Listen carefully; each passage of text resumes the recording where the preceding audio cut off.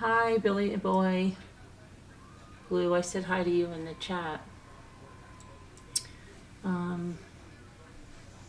Hi, Twisted. Hi, Bucky Ann.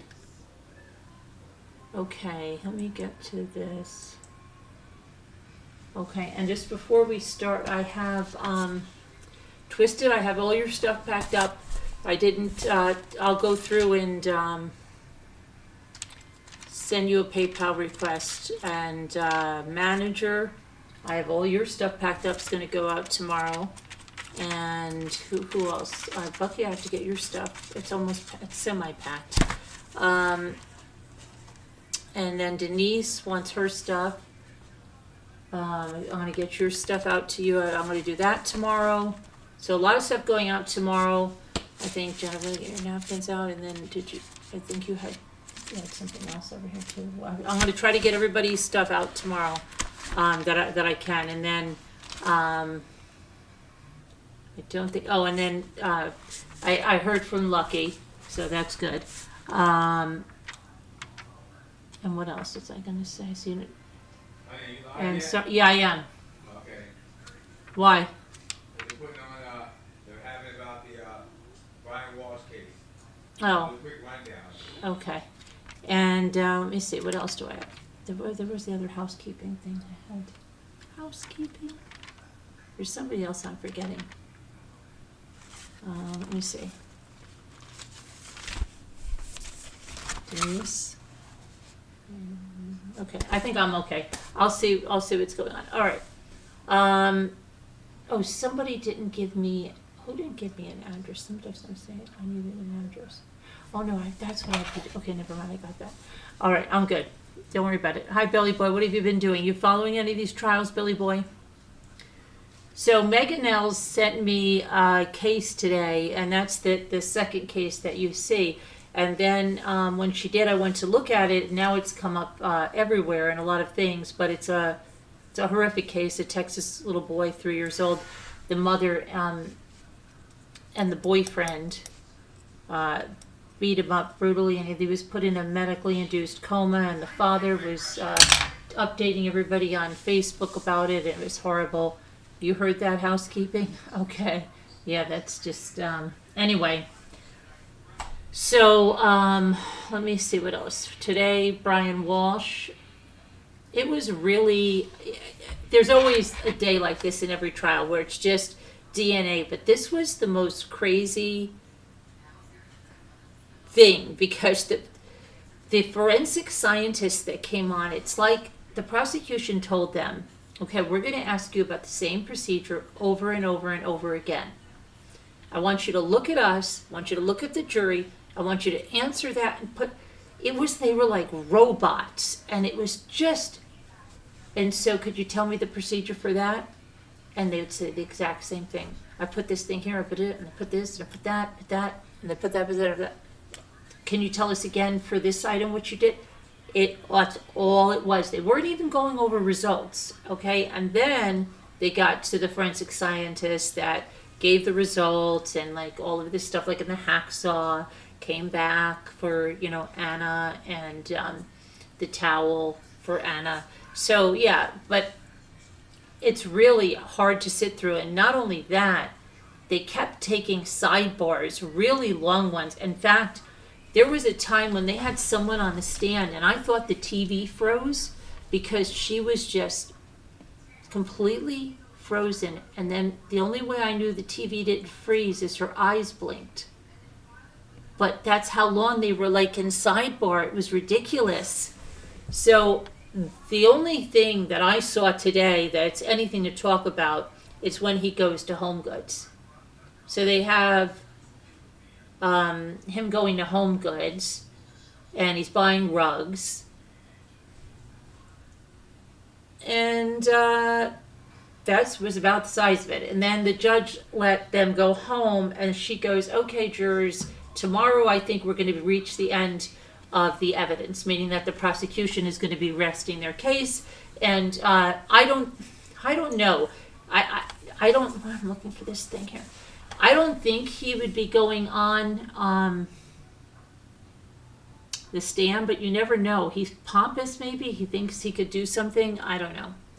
And then, like, his mother, she was on that lease, so she got stuck in a lawsuit. That's what they were saying about being responsible for what was done at the house. But it really doesn't matter because she could never give them what they did to that house. Like, it's not just the property damage, it's the whole thing. It's tainted. Dude, you want to go live there in that house where you know all this gross stuff has happened, dismemberment, like all of this? Do you want to go live there at any price?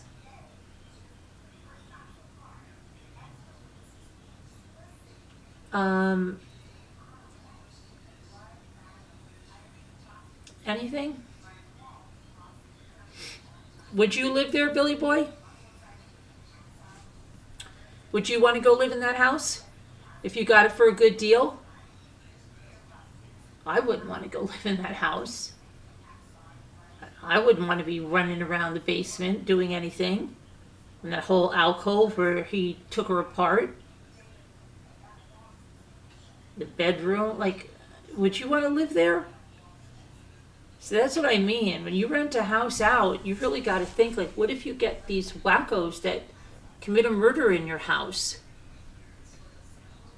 You would like to live there? Yeah, right. Okay. I wouldn't. So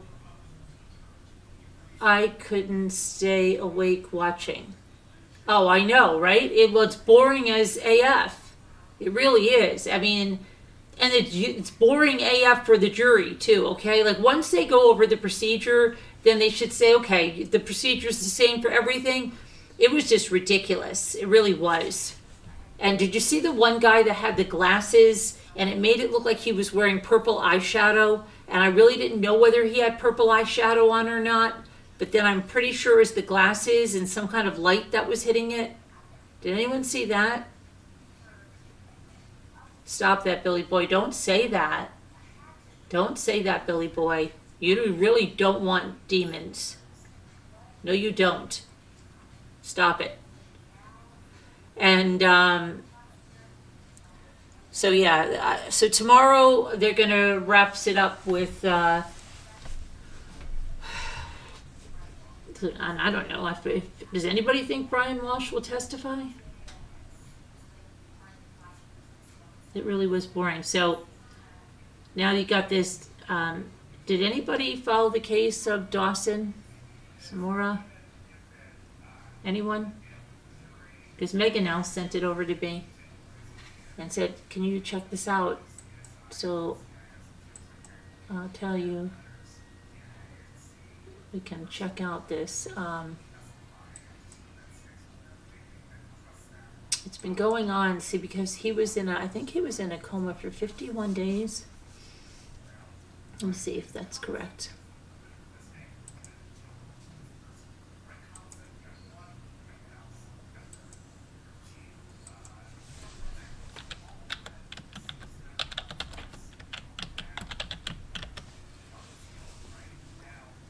Okay.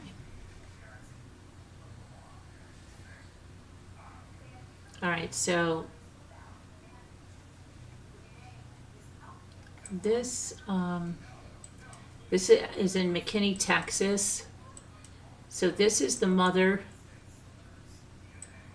and the boyfriend. You can see like the guy is trying to be as tall as possible for his mugshot.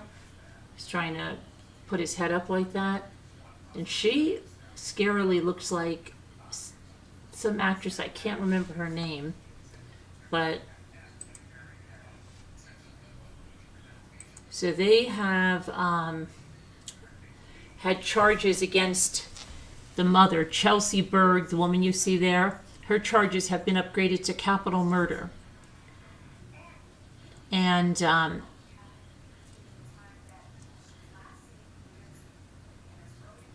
Darian Zamora, Dawson's father, let everybody know that Dawson passed away on December 7th, 2025, which was also his father, Darian's birthday.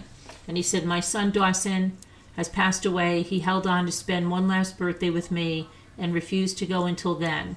Now the mother Chelsea Berg, 30 years old, was taken into custody on the upgraded charge of capital murder due to her alleged failure to protect her children, as stated by Dawson Zamora. There's a 6-page arrest affidavit that details the evidence, which is going to be made public soon. Now, the boyfriend, Christopher Alexander, 30, he is in the Collin County Jail. He's been held there since his arrest in October. He continues to face charges of injury to a child and tampering with physical evidence.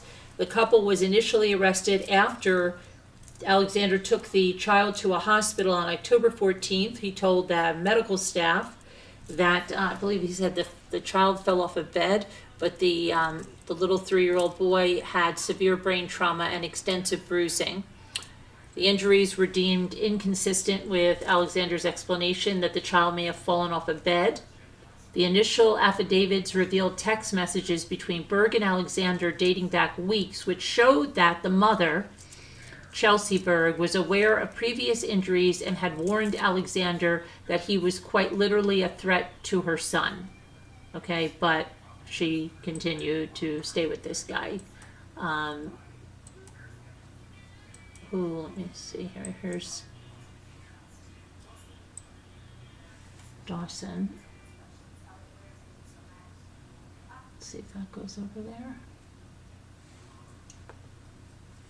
Okay, and hold on, let me get something else. My computer's being so slow. Honey, Yes, dear. talking a lot about Brian Walshe. Okay.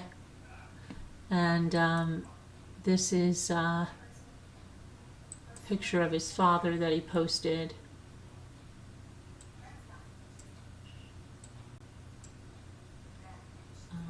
My goodness.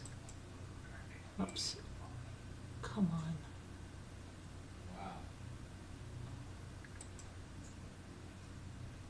Hold on a second. This is really dry. Talk about it. Hey, Jimmy, I'm live about another story right now. All right. Okay. Okay, this is a picture. There he is. Okay, of the father, and that's when he made the announcement. And let's see, I'm trying to go to his post. It says, "My heart is extremely heavy, but this is important that I notify the public before others speculate and speak for me. I just want you guys to hear it directly from me, as y'all have been on this journey alongside me. With great sorrow, I come here today to notify the public that my son Dawson has passed away. He died on my birthday yesterday, December 7th at 10:42 a.m. was his time of death. His gift to me was his final breath, and we are now forever interlocked with my birth and his death. He held on to spend one last birthday with me and refused to go until then. I also want to notify the public that Chelsea Berg, Dawson's mom, has been taken into custody and has been charged with capital murder.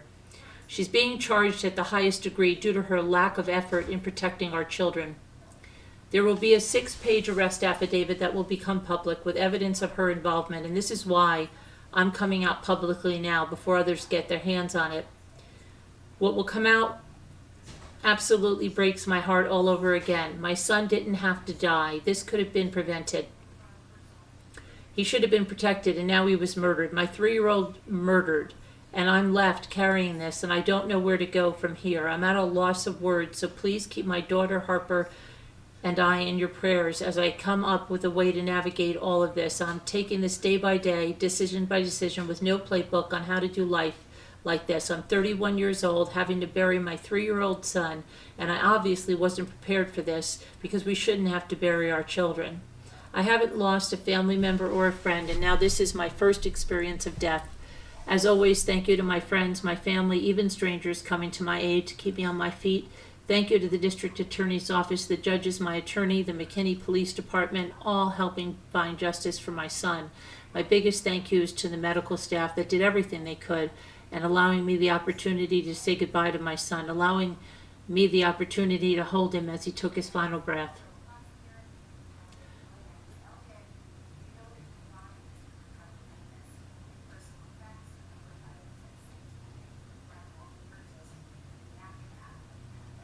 Okay, and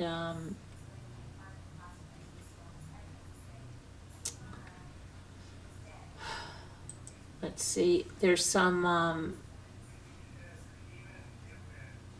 text from the arrest affidavit that came out when, these are quotes, "He clearly hit his head when he fell. He has a bruise on his eyebrow and his whole jawline cheek is bruised. You're reckless. He has been progressively been getting more and more hurt with you. Leave me alone. I'm not blind. You're dangerous. You bruise him, hurt him, and cause damage. Every single time you're alone with him. There hasn't been a single time that you've been alone with him where he hasn't been hurt. So why is she leaving him alone with him? You really don't care that you can get my kids taken away from me due to your negligence. Absolutely not. But why did she? I don't know. It's so crazy.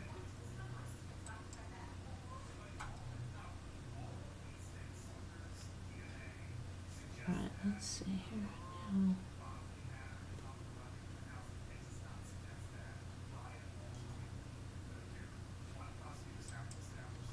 He was in the hospital for 2 months since the boyfriend said he heard a thud. Police didn't believe the story. The baby had obvious signs of trauma. A brain bleed did not add up.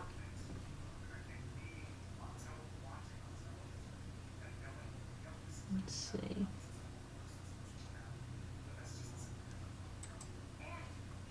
Trying to see something.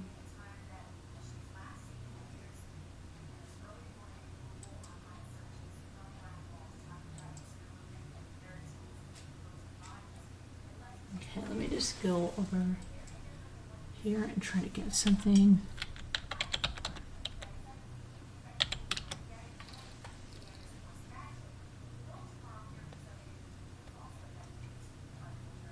No, that's not what I want.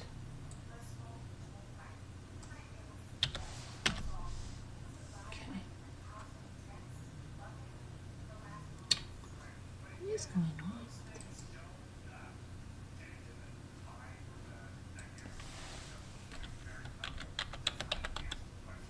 This is what I want.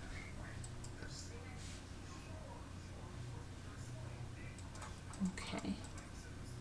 Chelsea, hang on a minute.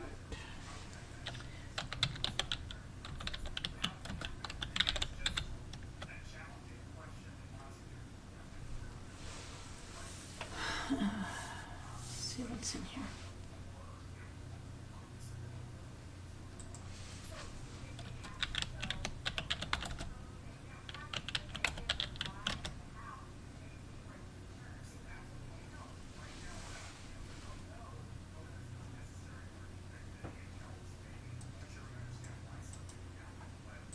I'm just trying to see if I could get the.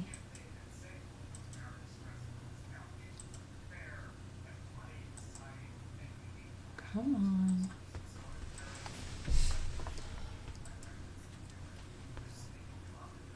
Okay. Let me go here and see what we find out. I don't know if Megan Nels is in there, but I'm going to check as soon as I get through this. McKinley Police Department has confirmed that Chelsea Berg was arrested on Monday. Her boyfriend, 30-year-old Christopher Alexander, is also charged with capital murder. So his charges have been upgraded as well.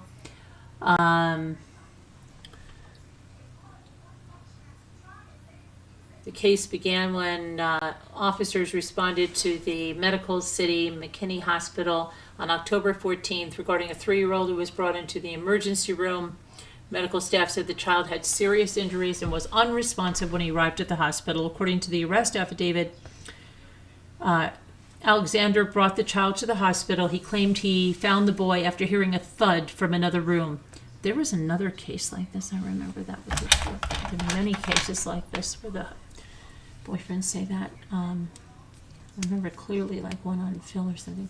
Anyway, claimed he found the boy after hearing a thud from the other room. The boy had severe brain trauma, bleeding in the brain, bruising all over his body, as well as wounds on his chest, stomach, and rear. Hospital staff told police the boy's injuries did not match up with Alexander's explanation. Berg told police that she left her son with Alexandra on October 14th before heading to work. Yeah, it was the same kind of thing. The lady was heading to work. She said she called her after lunch saying he was panicked and was taking him to the hospital.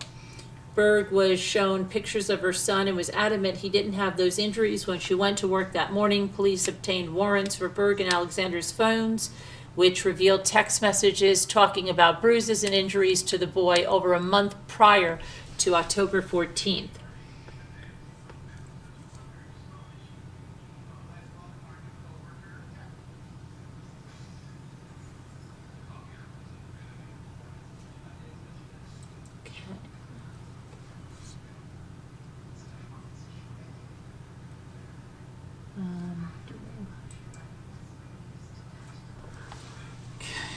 Let's see what else is here.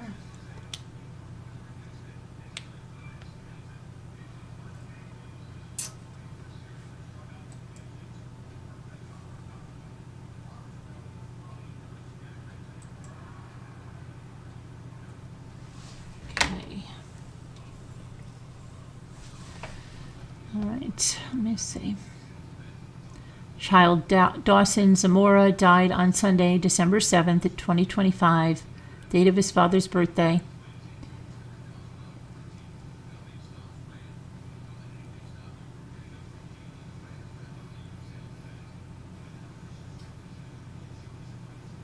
And trying to see where Chelsea Berg, let's see something.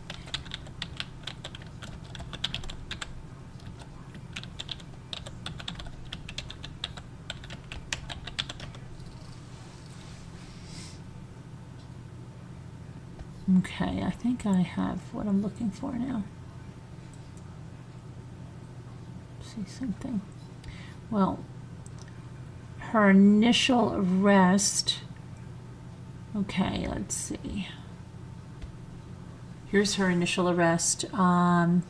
Your affiant, Detective Alyssa Rowland, is employed by McKinney Police Department on October 14th, an off-duty McKinney police officer working at Medical City, McKinney, 4500 Medical Center, McKinney, Texas. Collin County was notified of a child who had been brought into the hospital with serious injuries and was unresponsive on arrival. Officers were informed the child was brought to the hospital by his mother's boyfriend, Christopher Alexander. Alexander stated he found the child after hearing a thud. Hospital staff notified police that the boy's injuries were inconsistent with Alexander's explanation. Hospital staff said the injuries included severe brain trauma, including bleeding on the brain, bruising in various states of healing all over his entire body, wounds to his chest, stomach, and anal trauma. Detectives interviewed Chelsea, date of birth 11/16/1994. Berg stated she left the boy with Alexander on 10/14/2025 at approximately 7:20. She said she received a text from Alexander of the boy eating lunch. Berg said Alexander called her after lunch and he was panicked, said he was taking the boy to the hospital. When Berg arrived at the hospital, Alexander told her he was in another room when he heard a thud and found the boy. Berg said Alexander did not provide any other explanation for what happened. Alexander obtained an attorney at the hospital and refused to speak with police. Chelsea Berg was shown photos of her son's injuries, and she was adamant he did not have those injuries when she left for work and left him in Alexander's care. Based on the statements from Berg and hospital staff, the boy was in care and custody of Christopher Alexander at the time of his injury and when he was brought to the hospital. Christopher Alexander was arrested on October 14th, 2025 for injury to a child.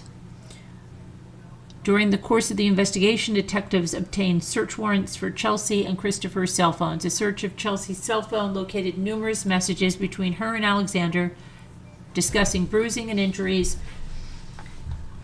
for over a month prior to October 14th. On September 9th, Chelsea sent Alexander some of the following messages. He clearly hit his head when he fell. He has a bruise on his eyebrow and his whole jawline cheek is bruised. You're reckless. He has progressively been getting more and more hurt with you. Leave me alone. I'm not blind. You're dangerous. Next one, Chris. No, I overlooked the bruising on him knowing it could have happened at school. But now this, when he's already staying home to heal from his injury, I mean, seriously, I cannot believe you. You really don't care that you can get my kids taken away from me due to your negligence. Absolutely not. On September 18th, Chelsea sent Alexander some of the following messages. Let's hope he isn't ever left alone with you. She probably wouldn't survive. Let's hope this is a redacted name, isn't ever left home alone with you. She probably wouldn't survive. Your being in my life is quite literally a threat to her son. A million times serious. You bruise him, hurt him, and cause him damage every single time you are alone with him. There hasn't been one time that you've been alone with him where he hasn't been hurt.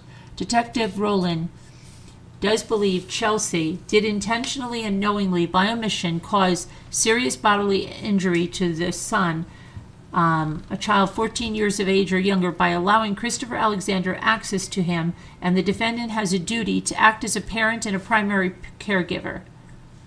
Okay, so that was the initial arrest report.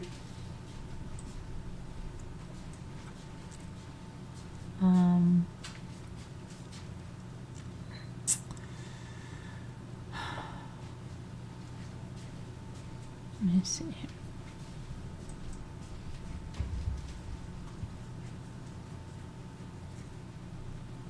Don't know that.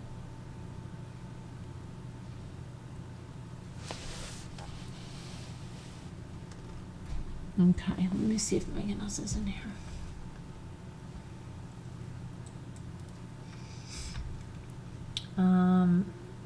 Billy Boy, I never said you were old. What is going on, you guys? Okay. Okay, so I don't see Megan Ells, but yeah, that's what's going on with that case. And let's take a look at some other cases now that we are here. Where is everybody? Where are everybody? Oh, you guys heard that Murdaugh's, let's look, Becky. Let's take a look at that. Becky Hill pled guilty. Let's check that out.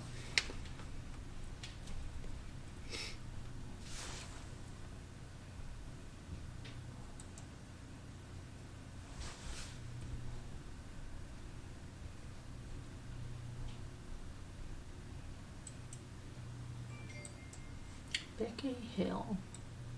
Becky Hill, Becky Hill.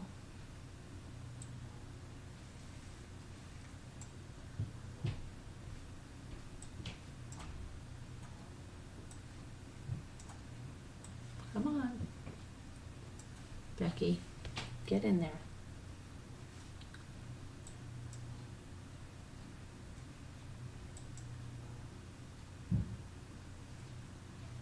Just happened to my... Where are you?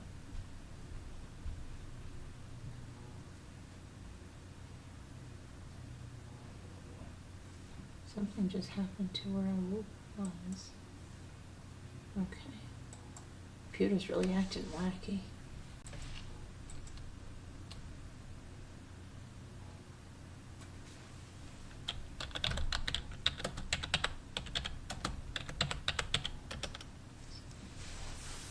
Try this again.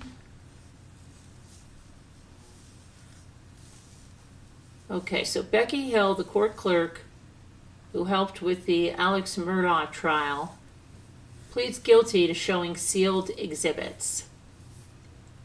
She was in charge of taking care of the jury, overseeing exhibits, and helping the judge during Alex Murdaugh's 6-week trial, which ended with murder convictions for the murders of his wife and son.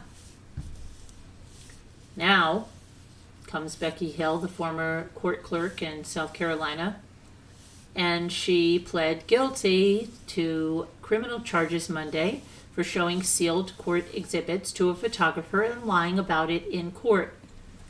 Mary Rebecca Becky Hill pleaded guilty in Colton County Circuit Court to 4 charges, and those were obstruction of justice, perjury for showing a reporter photographs that were sealed court exhibits and lying about it, as well as 2 counts of misconduct in office for taking bonuses and promoting through her public office a book that she wrote on the trial. Judge Heath Taylor sentenced Hill to a year of probation. He told Hill her sentence would have been much harsher had prosecutors found that she had tampered with the Murdaugh jury. Hill read a short statement asking Taylor for a chance to do better, saying, and I quote, "There is no excuse for the mistakes I made. I am ashamed of them. I'm ashamed of them." More importantly, hold on a minute. Dick Harputolin said he wasn't surprised by the guilty plea.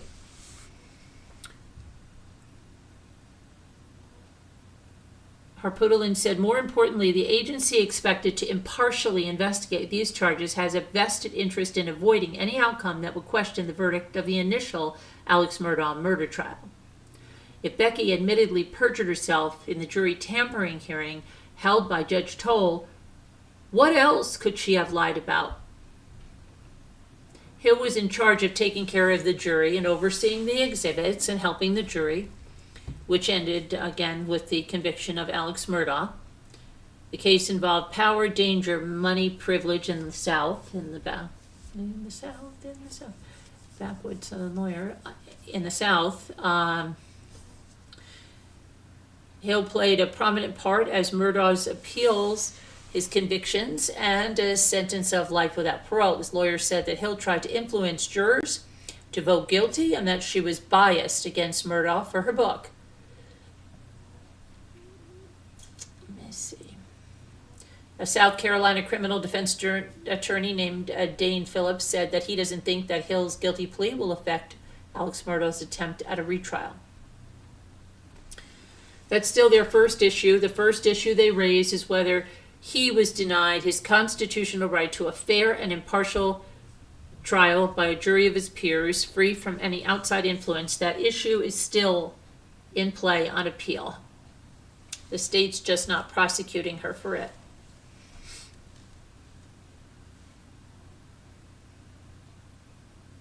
The crimes to which she pleaded guilty for don't have to do with tampering with the jury, and the judge took note of that.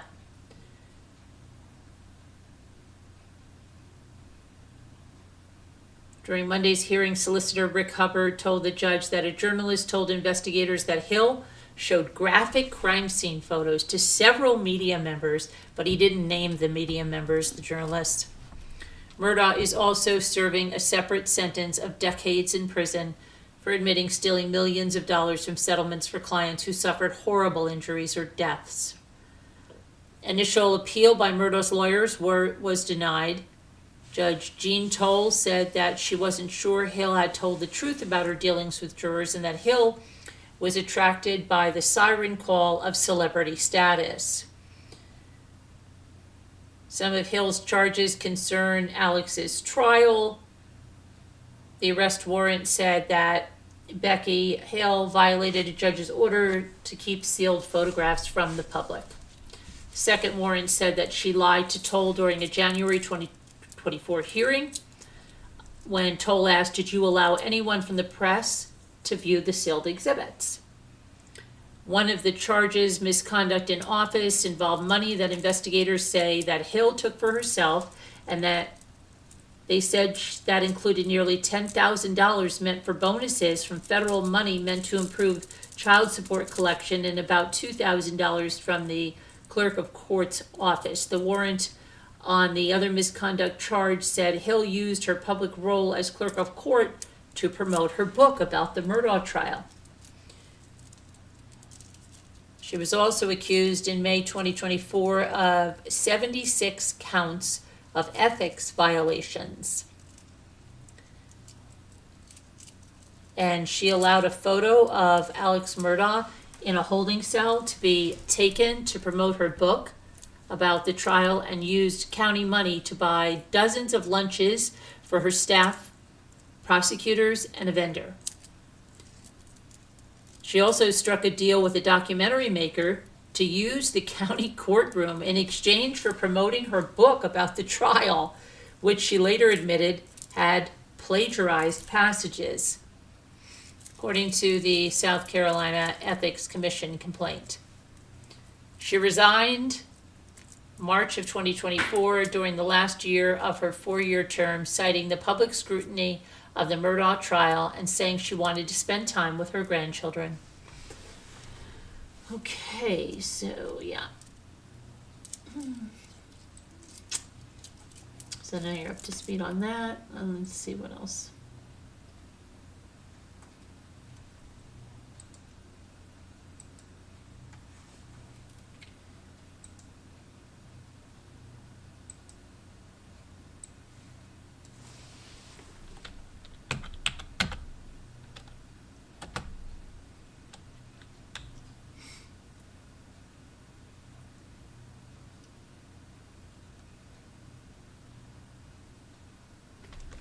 Shoot. Hold on a second. This is crazy.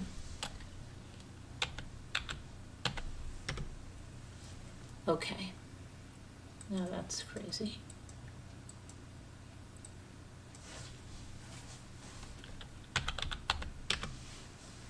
All right. Let's see what else is going on. I heard that in North Carolina, a student was stabbed in, what was it, Winston-Salem High School?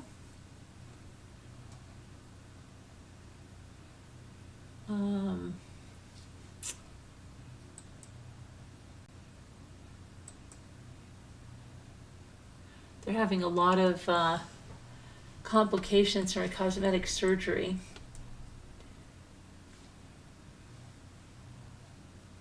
Not going on right now.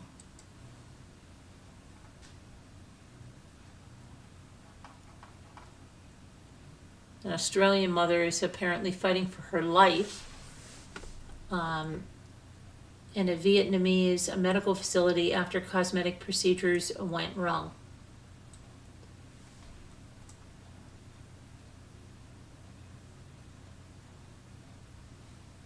Let's see if that's going to move. Is it?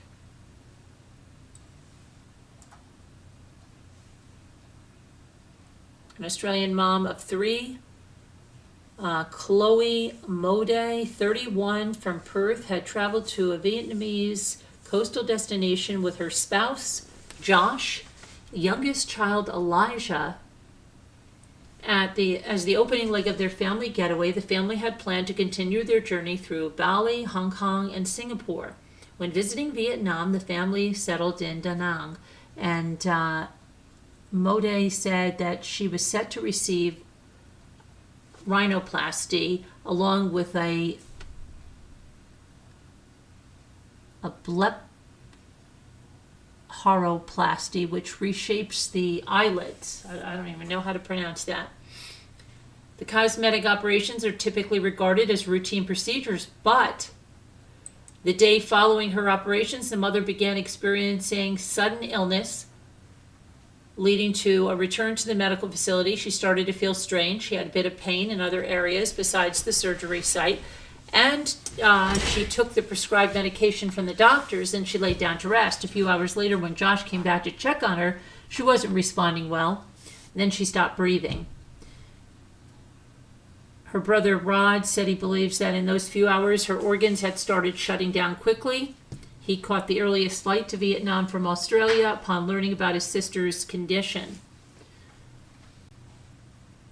During her journey to the medical facility, physicians managed to revive her. She remained unconscious for 2 weeks while receiving life support treatments. Although she has since awakened, she continues to receive intensive care, and there's a GoFundMe campaign set up after the incident indicating that she's now battling infections in certain parts of her body. We believe Chloe's getting stronger every day. At this point, infection is starting to emerge in certain parts of her body.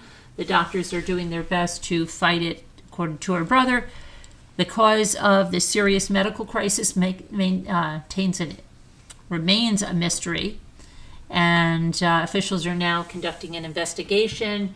Rod suspects that she may have contracted toxic shock syndrome, an uncommon bacterial infection. The doctors said she's very strong, but when I asked if she's going to make it, they couldn't give me a straightforward answer, says Rob. She's on dialysis. She has to have a blood transfusion. She had to have a blood transfusion and is on certain drugs to bring her blood pressure back to normal. It got so low, her fingers and feet turned black. Well, let's see. With ongoing medical challenges, her brother revealed that physicians recommended bringing her back to Australia where her survival prospects would improve.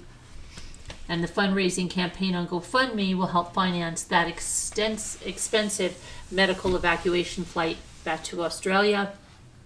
Family has also contacted the Australian Embassy in Vietnam seeking help for their journey back to Perth. Family showed appreciation to those who contributed donations along with offering prayers. Thank you so much to every beautiful human that's helping us. We have so much love for you all, Rod wrote. After we get her home, my life's ambition will be to track down every name on here and pay you back in some way. We love you all.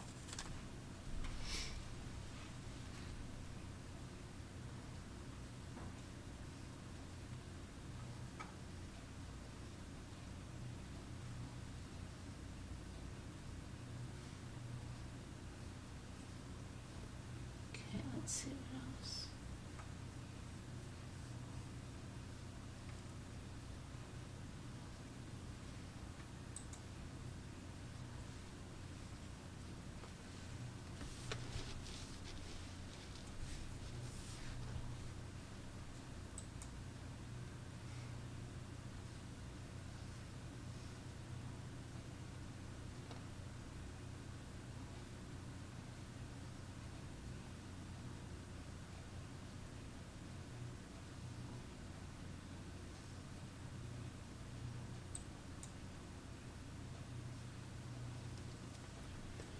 Where's this?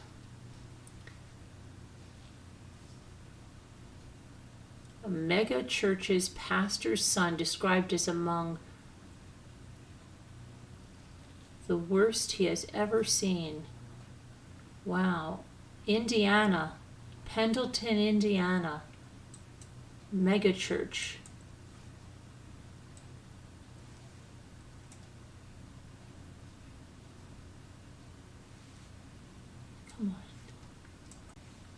A mega church pastor's son was arrested on 7 felony counts, including child exploitation, a level 4 felony. In October, 24-year-old Jonathan Wesley Peternell was detained but has pleaded not guilty. The horrific finds on his computer when police raided his home sent shivers down their spine.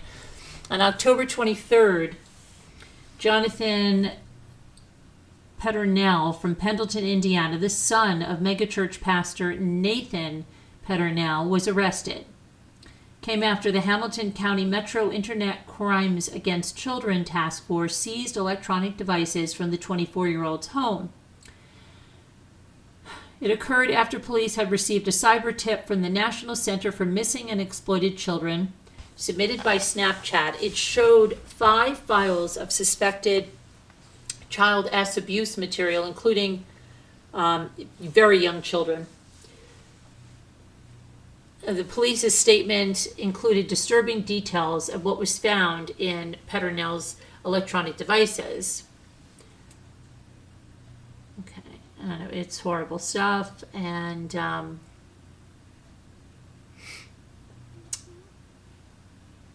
see. Pastor Nathan Peternell addressed the videos during a tearful church service. He admitted that they were real, but that he and his wife had been unwise but not sinful in making them. Oh, wait a minute. Oh, I missed something here. Hold on now. Among other disturbing things, they found sex tapes involving Jonathan's parents with his father, Nathan, being the pastor of the megachurch. Okay, so what does this mean? with his wife? Like, what's going on here? Okay. Pastor Nathan Petronell addressed the videos during a cheerful church service. He admitted that they were real, but that he and his wife had been unwise but not sinful in making them. Moreover, he states that he never expected the recordings to be found among their son's files. According to authorities, Nathan was with his son when police served a search warrant in their home in September, a month before his arrest. Pastor Nathan, he's pastor of the Life Church in Indiana, released a statement on a website saying he was deeply saddened by the recent allegations and calling it a crisis.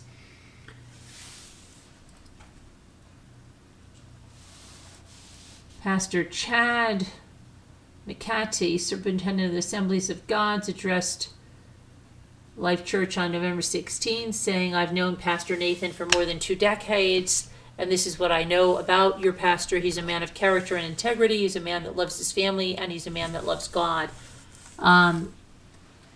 After Jonathan's arrest, published allegations about Nathan's conduct towards younger people.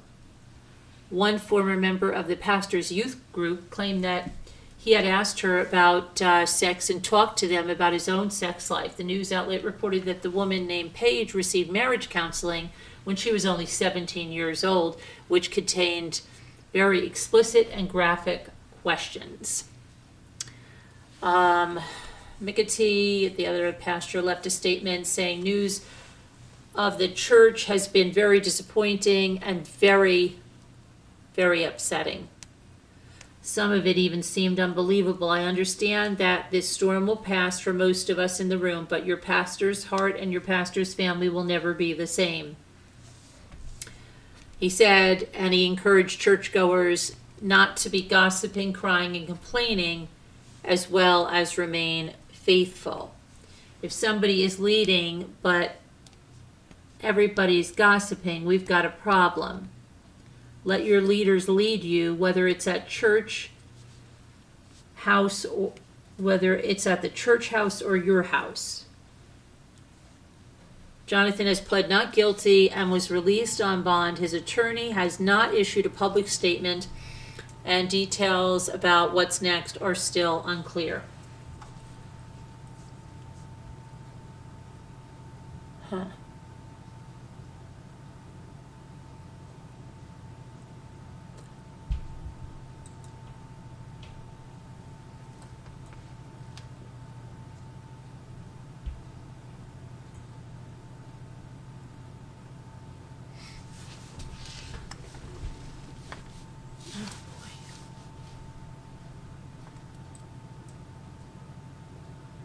I wonder if this is the guy that held up Mark Siever's appeal.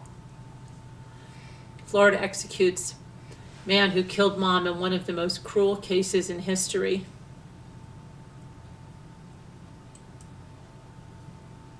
Let's see what this is about.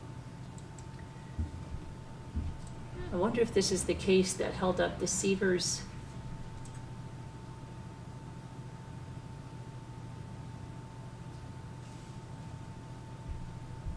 appeal. What do you think? Okay, so Florida State Prison executed a 58-year-old man on Tuesday for a grisly 1989 murder. Mark Allen Geralds was pronounced dead at 6:15 p.m. after being given a 3-drug lethal injection. Geralds was convicted of fatally stabbing and beating a married housewife, Tressa Pettibone, during a home invasion on February 1st, 1989. February 1st, 1989. The execution was the 18th in Florida this year, further extending the state record for total executions in a single year, with another execution planned for next week under death warrant signed by Governor Ron DeSantis. Court records show that Pettibone's 8-year-old son found his mother's fatally stabbed body on the kitchen floor of their Panama City home after he came home from school. Gerald's, who worked as a carpenter, had previously remodeled parts of Pettibone's home nearly a year before her murder. Nearly a week before the murder, Gerald's ran into Pettibone and her 2 children at a shopping mall, and Pettibone mentioned that her husband was away on business. Later, the convicted killer approached Pettibone's son at a video arcade and asked a series of questions related to when the boy's father would come back home, and the timing of the daily commute and return to school for him and his sister. Investigators discovered that Gerald's had pawned jewelry containing traces of Pettibone's blood on the afternoon of the attack. Additionally, plastic ties that used to bind Pettibone matched those found in Gerald's car. At the time, prosecutor Jim Appleman called the murders one of the most cruel cases ever in the region. The cruel beating he put on Tressa is outrageous. Prosecutors told jurors that Gerald's was at the home looking for $7,000 in cash that he was aware of, and he beat Pettibone for answers of its whereabouts. For 20 minutes, Tressa suffered an agonizing beating and torture, and she bled to death in her own home. A woman who was caring, and in her own home, she took the last gasp of breath that she could and sucked blood into her lungs. Gerald's was then convicted of murder, armed robbery, and other charges, and he was sentenced to death in 1990.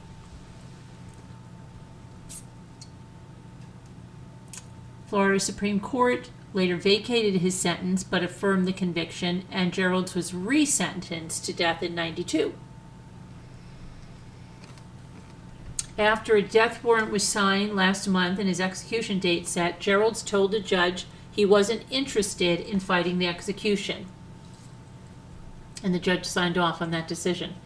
Associated Press said Tuesday, Gerald's awoke at 5:45 a.m. He had no visitors during the day, and he declined a last meal.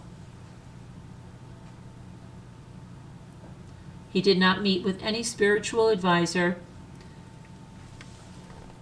and that's it. And they still haven't arrested that man in that Arkansas murder of the wife and the twins.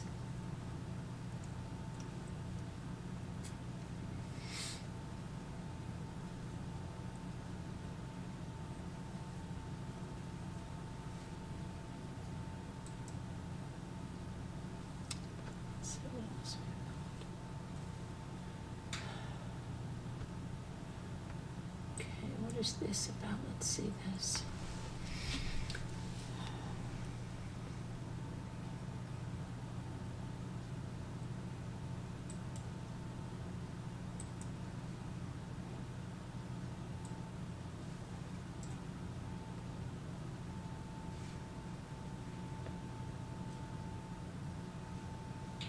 Okay, so this is, let's see who we have here.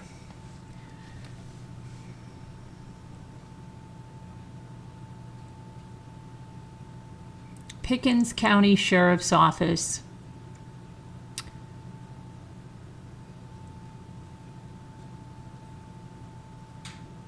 What's your name, dear?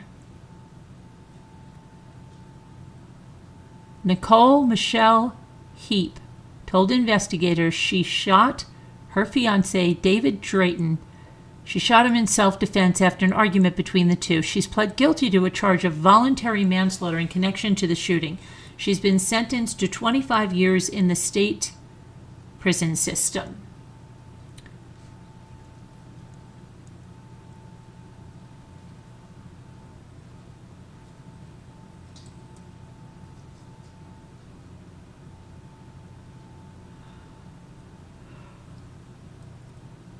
See here.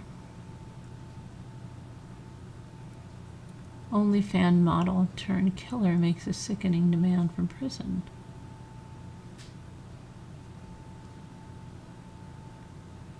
Student killed in fight at North Carolina high school. I told you that.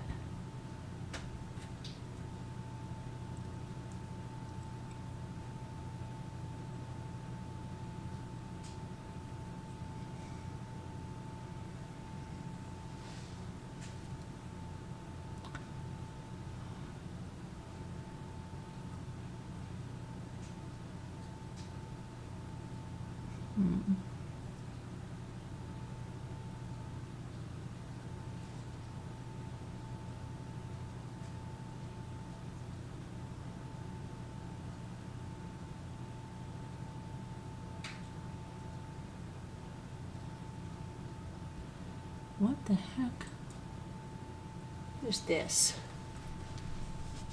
Hold on a second.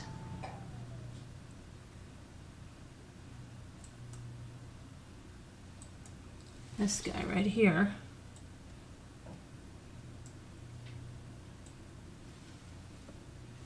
Right here.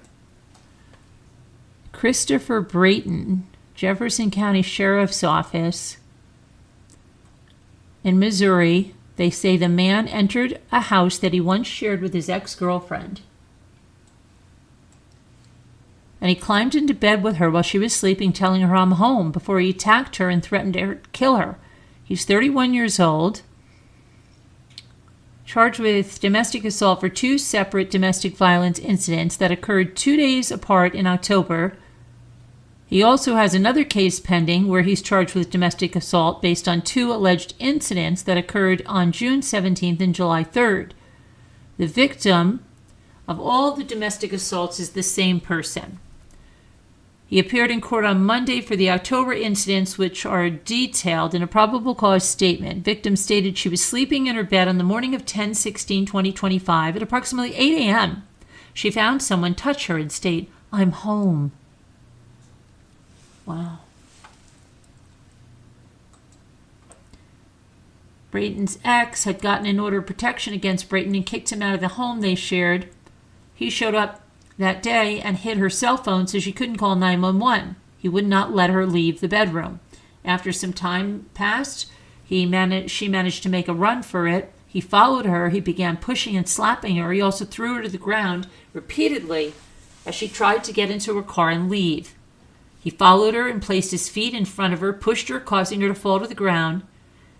She stated she got back up. Christopher grabbed her under the armpits, lifted her up, and threw her to the ground. Christopher then got up on top of her while she was on her back and held one of her hands behind her back and placed his other hand in front of her neck, causing her not to be able to breathe. He allegedly began to threaten to kill the woman. When police arrived on the scene after the woman was able to find her phone and call 911, Brayton was taken into custody without further incident. Police say he also attacked her on June 17th after waking up in a manic mood and arguing with her. He grabbed her by the hair, punched her in the face with a closed fist 4 times before throwing her into a closet. He claimed that the victim refused to let him take his bipolar medication and repeatedly got in his face, causing him to push her off him. He's currently out on bond. Oh, good. Awaiting his next court date. He's due to appear on January 5th for both. Oh, that's good. He'll be out during the holidays. Wonderful. Okay, let's see who's here. Who's here? Who's here? Okay. Where's all the peeps? Let's see. Hi, everybody. Who's here now? Okay. Let's see.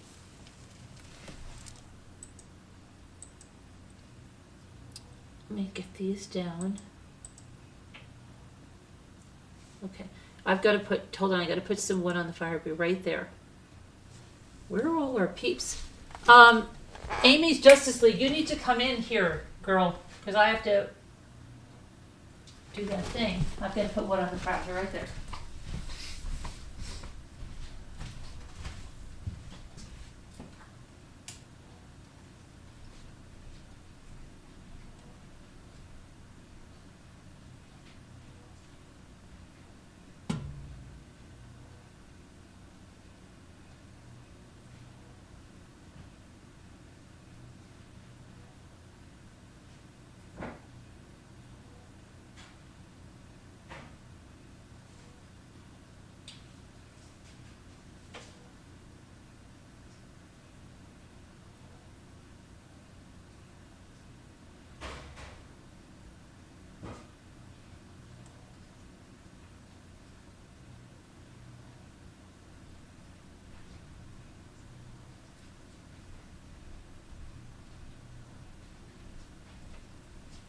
I'll be right there. Hold on a sec.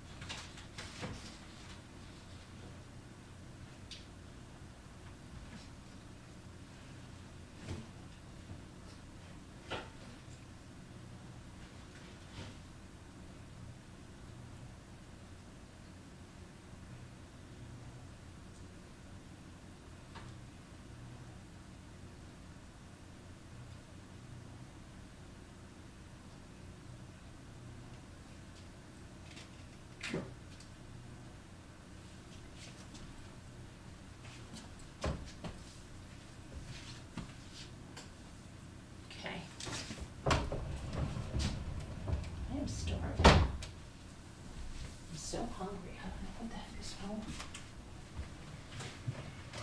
Can I eat? Oh, I know what I'll make myself. Hold on a minute. Let me see something. How about a baked potato? Hmm. Let me just put one in. I'm starving. I don't know what's wrong with me. Just famished.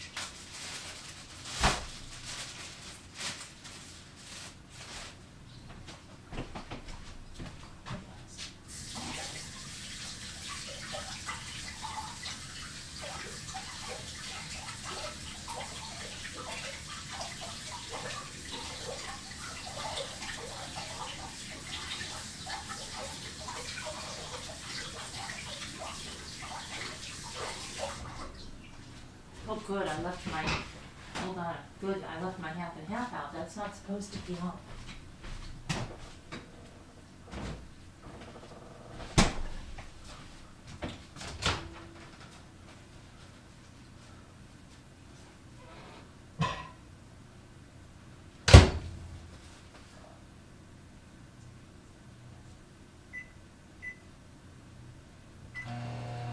Okay.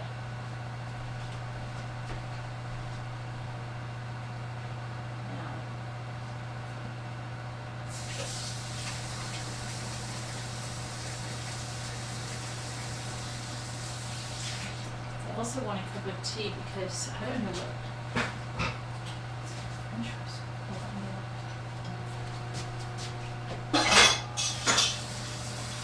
Oh shoot.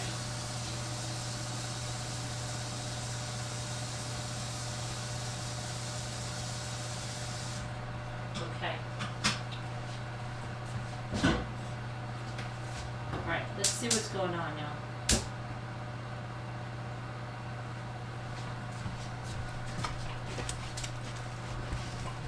Hi, Bucky. I'm freezing. You made a ton of potato salad? Oh, I'm so cold. It's freezing. So you went to the surgeon and they're setting up surgery for your gallbladder. When? When's that happening?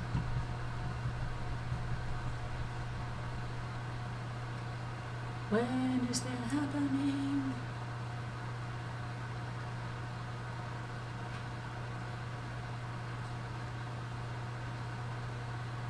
There might not be school tomorrow. Oh, shoot. Hold on a minute. I forgot to do something. You guys, I have a short to put up of the lake frozen halfway or something. What was that? That was weird. That sounded like, remember those bing bong at the department store and they meant things?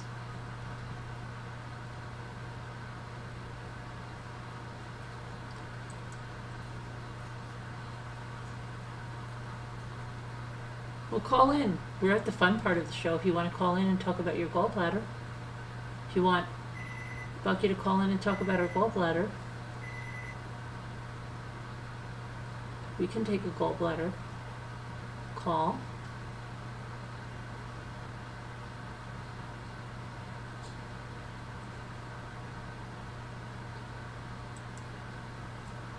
I can't stand this. I cannot message on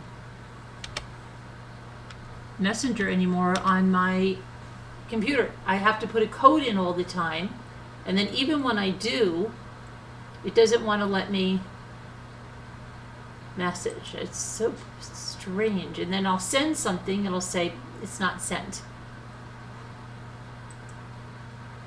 It's crazy. I don't understand. Okay, this is gonna go, let's see. Okay.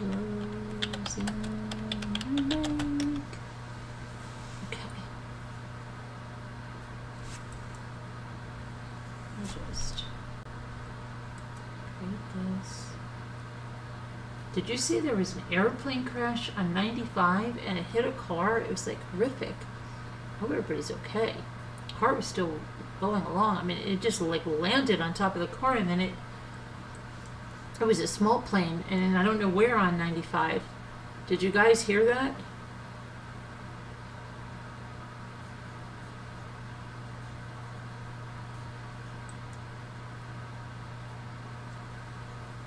Is anybody okay?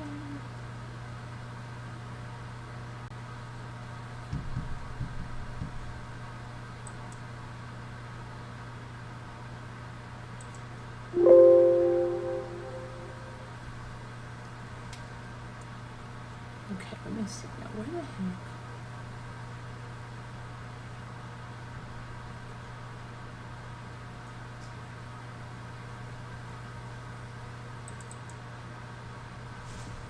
I'll just load this up here and I'll fix it later.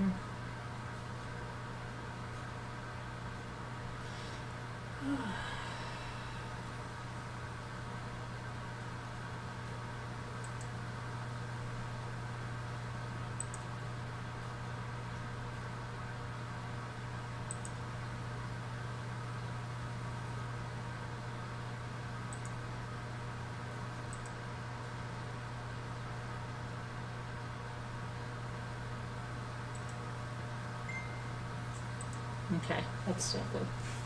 Back to the chat now. Sorry, I had to do that. I think I'm gonna sneeze now.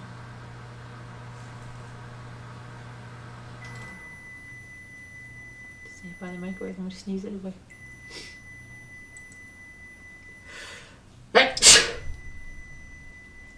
Oh my gosh. Oh, you don't know? No, I didn't hear about it.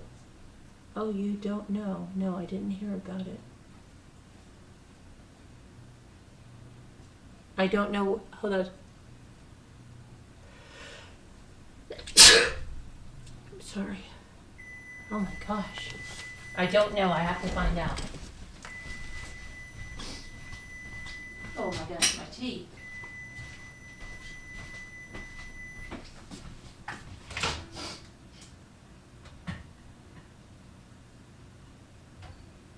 It's not done fully the way I like it.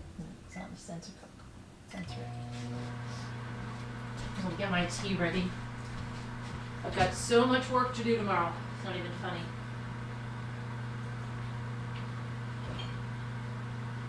A lot of work I was supposed to get done today, but I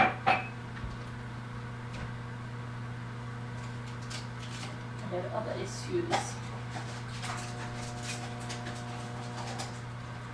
Maybe I should have some savory tea. That's probably what I should have.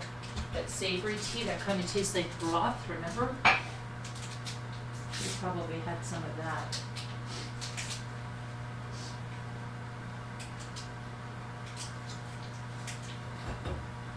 I'm making my tea while I'm up here.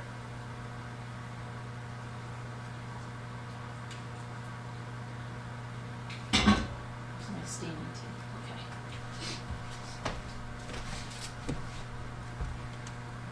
Hi, Twisted. Twisted, do you know where the, thank you, Twisted, for saying bless you.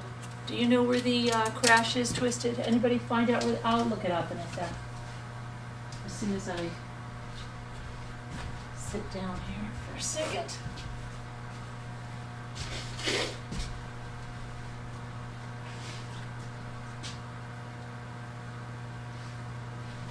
I have to start my dishwasher. Okay, I think this is done now. I don't want this now. It's going to be like, yeah, it's way done. It's way done. Not Ray done, but way done.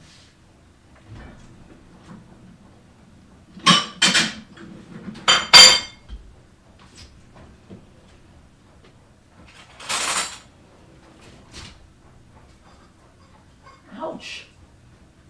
How? It's so hot.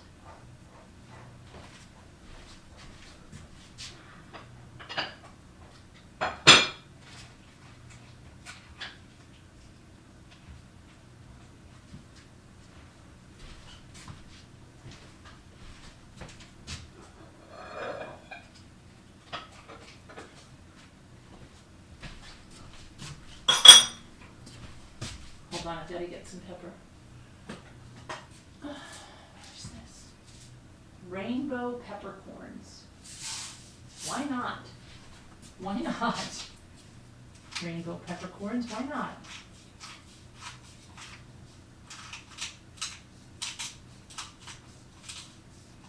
I'll take rainbow peppercorns for the win, Alex.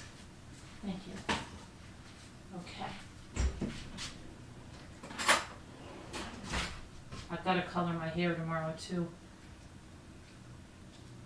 We'll see if that'll get done. I'm not sure.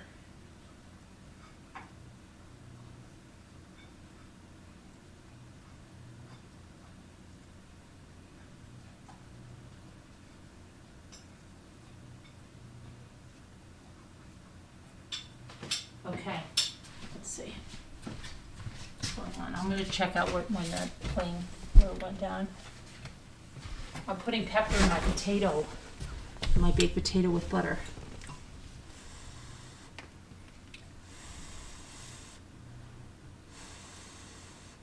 Your back in between your shoulders feels like a knife. Is that related to your gallbladder? Hi, Super Chat Cat.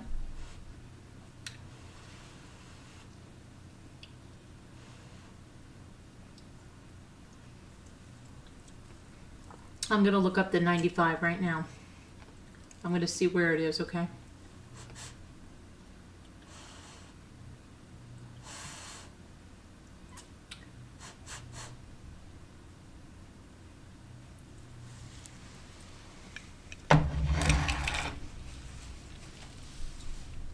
Let me check it out. I-95. I-95. That's a good bingo. I-95 airplane crash.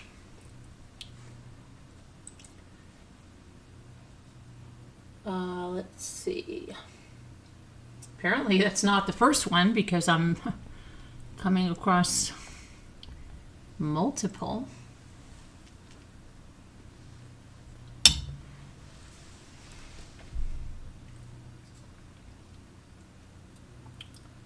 I saw it on the Twitter, which is not the Twitter anymore.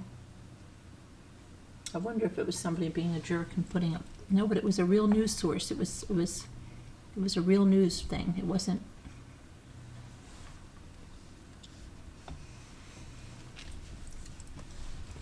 I don't know. That's so weird.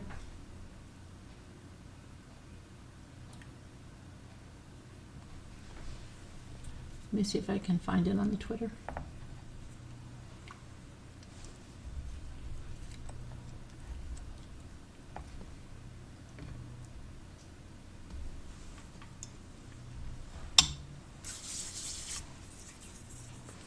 What a stupid thing to name Twitter X, right? It's dumb. Why? Why? X?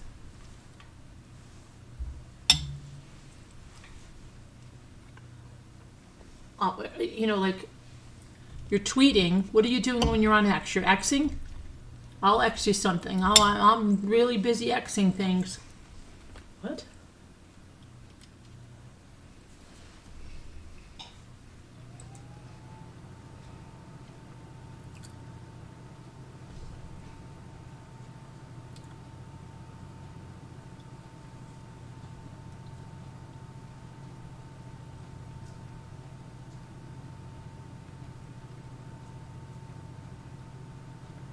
I don't know, guys. I don't see it.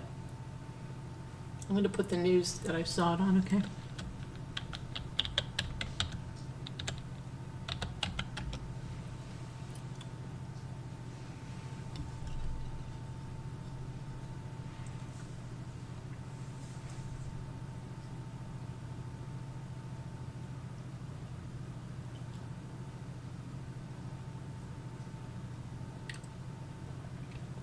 No.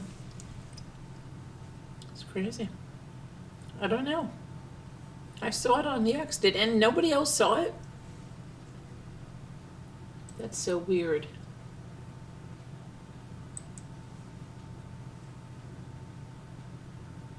Where the heck are you guys? Oh shit, I don't know what I just did. I think I just closed all of my stuff. I did. Oh my gosh, I closed all of my stuff. I have to open everything up again. This is the second time. I don't even have you guys up here. Oh crap. Grabbity grab.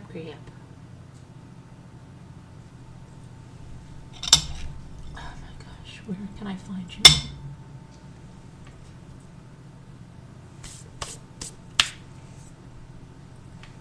Billy boy, are you still here? Did you see me doing donuts in the snow?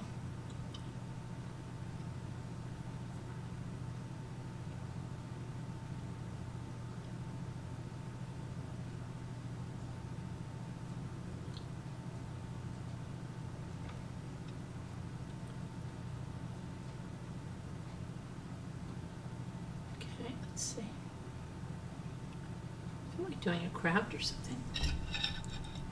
Oh, did you hear that the teens got, it's so dumb though, kind of. Teens got banned from social media. But teens weren't supposed to be on Facebook anyway, and so they just changed their birth dates. Like, really? Do you think that's going to do anything? Seriously. They're just going to change their birth date. That is so dumb. It really is.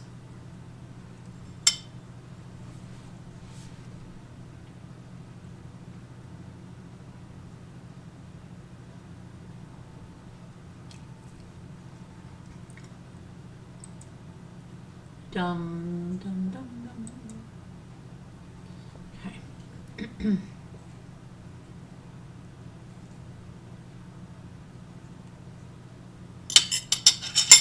My goodness.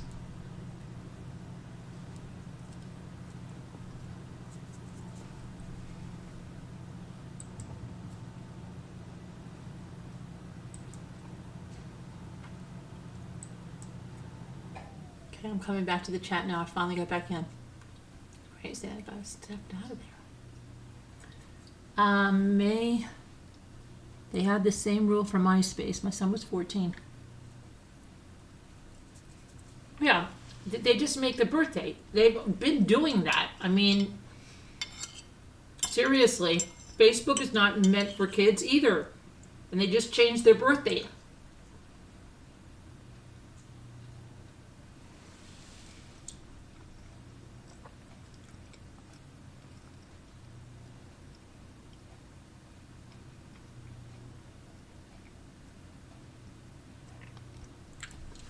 Yeah, they don't care. They don't. Come on.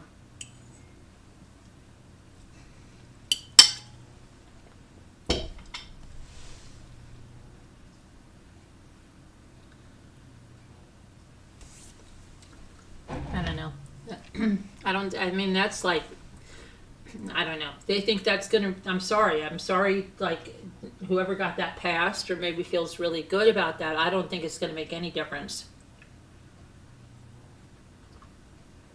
You know what? I don't know about the McDonald's Grinch craze except from Scooter. I haven't seen it. Listen to me, Super Chat. And what's her name? Scooter. There's a lot of things I want to say. Is not answering me about that. She's not answering me, babe. Let's look at it. I didn't know anything about it until Scooter said it. And Scooter won't even talk about it. Let's see what it's about.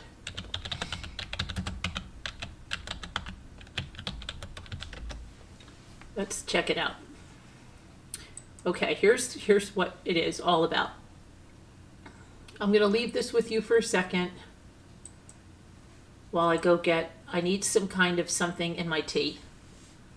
All right, but I'm going to let you see that, and I'll be right there. Okay, hold on, I'll be right there.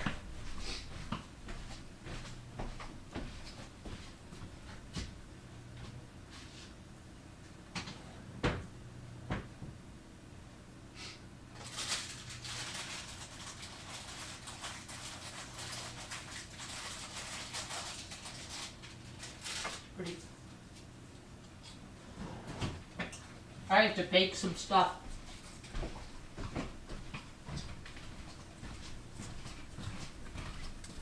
It's pretty bad when having Ritz crackers in my table. Okay.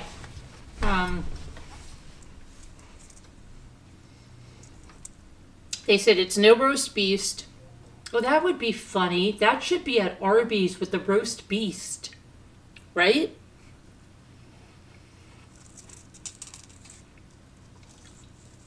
The promotion has emerged as a surprise hit for the fast food giant, with social media peppered by videos of stressed employees, hungry, frustrated customers trying to get their hands on the bright green box. Why? What are you going to do with that bright green box? It's cardboard. And what the freak is special about it? I don't get it. Grinchy salt? Okay. The socks are no big deal. Scooter wanted to get the socks so bad. They're no big deal, Scooter. I thought they had like green buns and things, and she's like, no.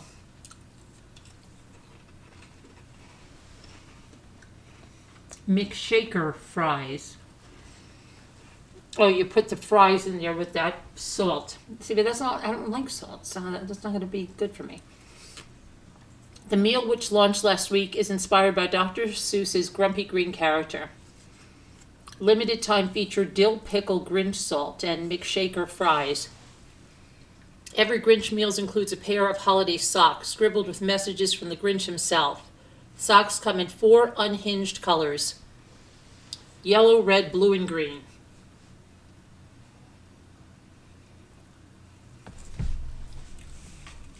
Fries and seasoning are paired with a choice of a Big Mac or a 10-piece chicken McNuggets and a medium drink.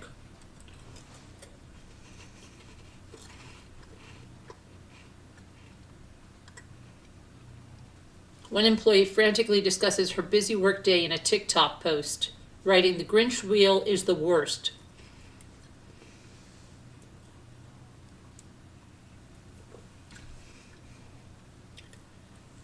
McDonald's said in a statement on Monday that restaurants were provided with robust training and resources, including guidance for appropriate staffing levels in anticipation of a surge of customers wanting to try the meal.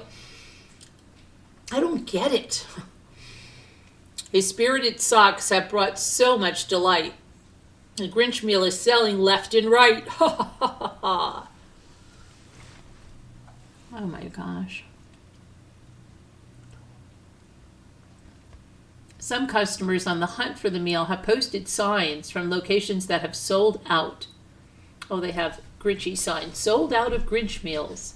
That would be funny if they were deliberately sold out, like they never really had it, because that's something the Grinch would do, right? Promise something, and then you go there all excited, and then there's none left. We never had them. That would be good. McDonald's responded to customers' complaints that they were unable to score a Grinch meal in a post on X on Monday morning. The Grinch meal was available only while supplies last. Check with your local McDonald's restaurants for availability. At least some locations appear to still have them in stock. Oh, listen to this one. They were able to get one of the meals at a McDonald's in Manhattan for $18.70 with a drink. Prices appear to vary depending on the location. Oh my goodness.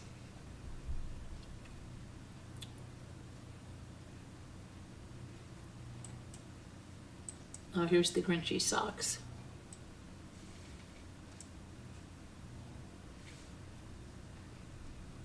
Okay.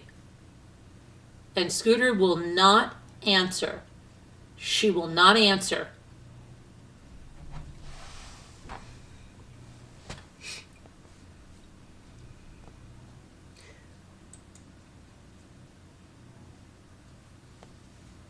Let me see. What is everybody saying about this? It's a scam. People are spending $15 to $18 for the socks. That's crazy.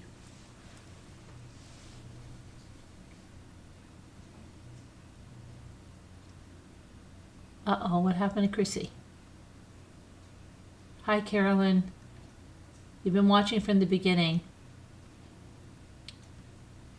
Yeah, it was boring, right? Carolyn, both of my sons got the Grinch meal. Both got it with a big back. One got the red socks and one got the blue socks. They enjoyed the pickle salt in the shaker bag. Okay. Well, if they enjoyed it, Carolyn, they also got the SpongeBob meal at Burger King. How old are your boys? How old are they? I'm like, I don't know. Who knows? You know, Ethan is in a college town, and they go to McDonald's all the time. Who knows? My kid could have like 4 pairs of these in his car when he comes home. I don't know. I don't know. I'll have to ask him. I didn't even think to ask him.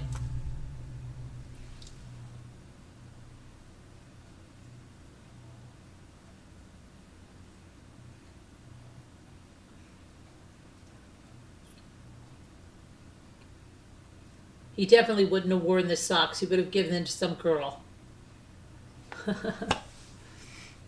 I don't really eat that food because I have my gallbladder removed and it's greasy and fat and calories and messes with my system.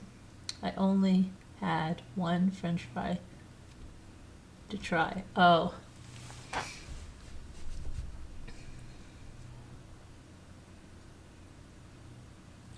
So, oh yeah, I want to look at something else. Let me see. Here's something. Where's my glasses? Oh my gosh.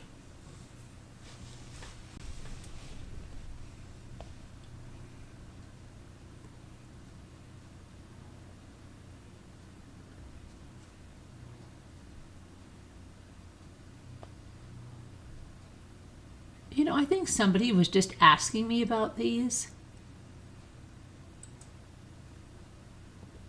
Hold on a minute.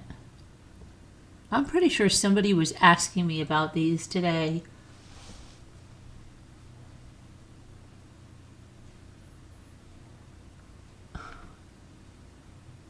Somebody was asking me about these today.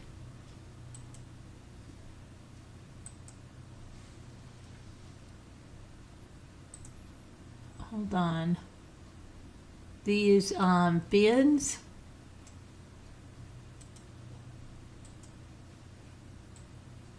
These bins that are supposed to slide out, and they slide, and they don't go across the room. Somebody was just asking me about these and said that she couldn't find them anywhere. If these are the ones she means, and you're watching on the replay, here they are, and here's a link in the chat if you really are looking for them, because they're right there. Hold on a minute. Somebody just freaking asked me about that, like 10 minutes before I came on here. I didn't know what she was talking about. So to the person that asked me, if you need those, go to the link and get them.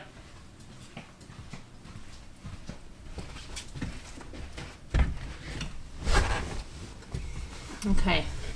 I don't know what I didn't even realize what she was talking about.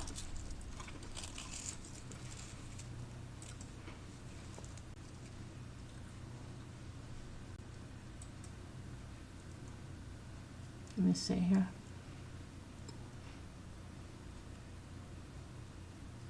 Oh my gosh, who the freak needs that? Cookie dipper?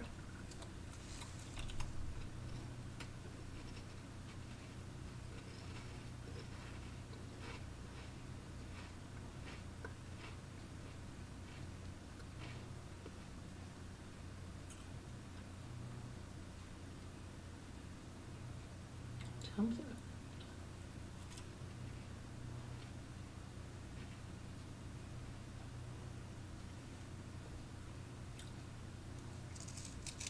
Packets that turn your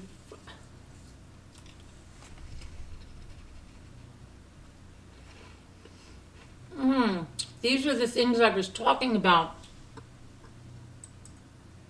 These are cool. these will turn any bottle into a lamp, and that's what I'm saying. If you decoupage a bottle, you can turn it into a lamp. And they come in multiple colors. This I think is good.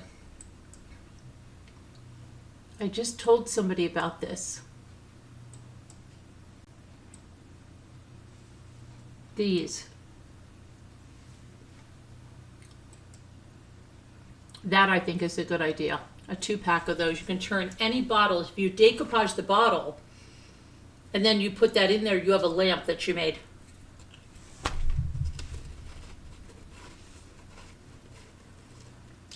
And they are 3-tone dimmable LED. That I think is good. Then you can really, and I have those really nice bottles, those Italian soda bottles. I have one over here that I'm going to take the, that I'm going to do. And they come in multiple colors. There's a link there if you want to look at all the colors they come in. Go look at it out. I got to put a thing on. They're rechargeable with a wire. I've got to put a log on the fire right there. That's cool. That's what I was telling somebody about that.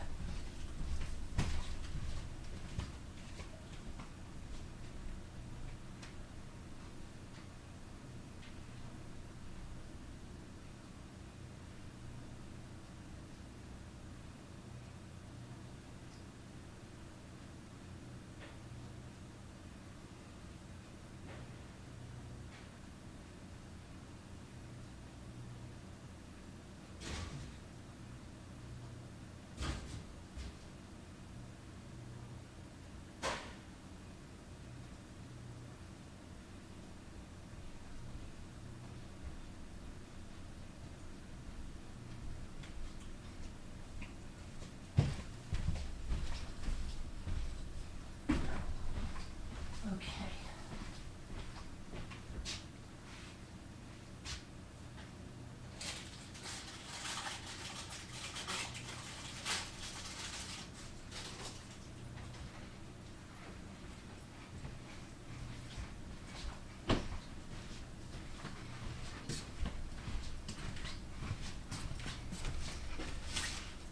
I'm back.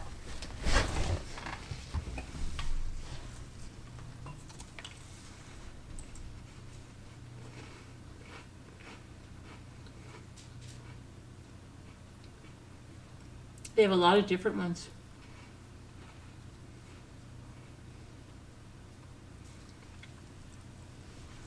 That's cool.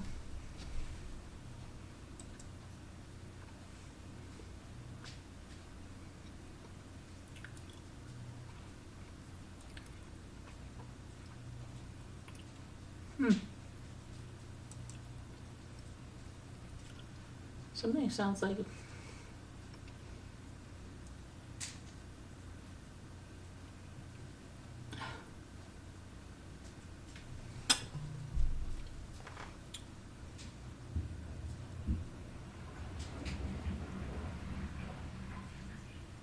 Supported pillows filled with shiftable buckwheat hulls. That doesn't sound comfortable.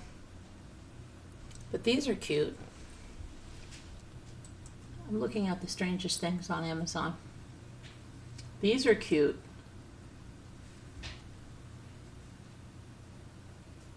Look at this. Look at this. These are cute. I would maybe we get some of those. I don't know. I'll show you what they are.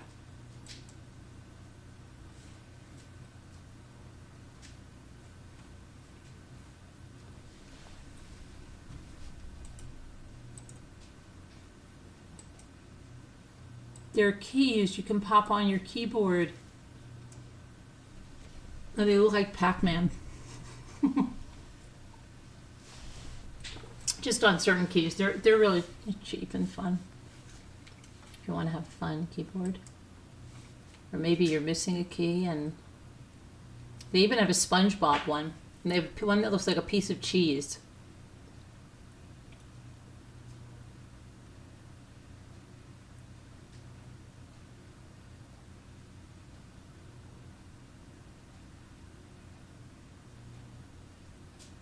That's cute.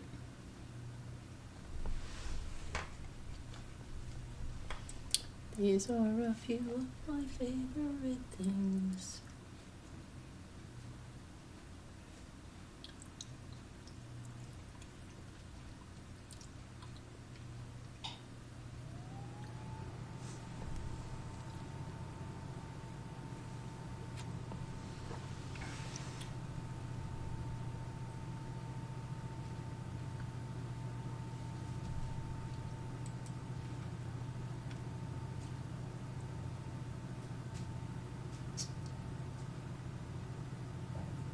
Nourishing hand masks. Okay.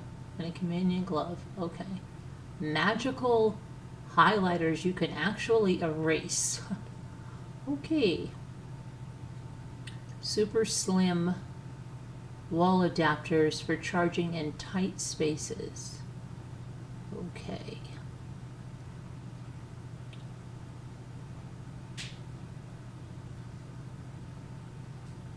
An oil diffuser that doesn't require batteries or an outlet.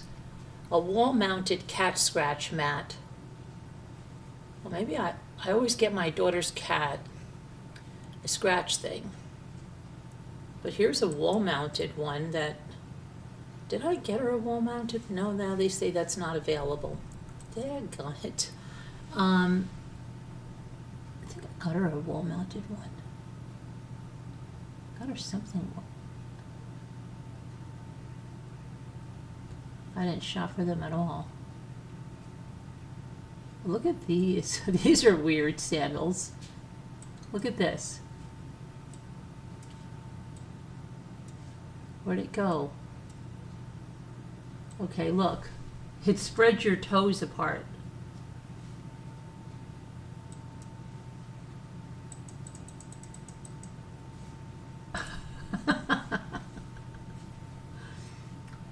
If you're giving yourself a pedicure, it says, or something. I don't know.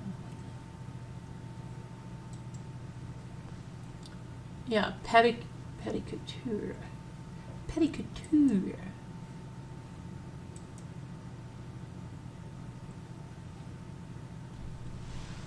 Weird.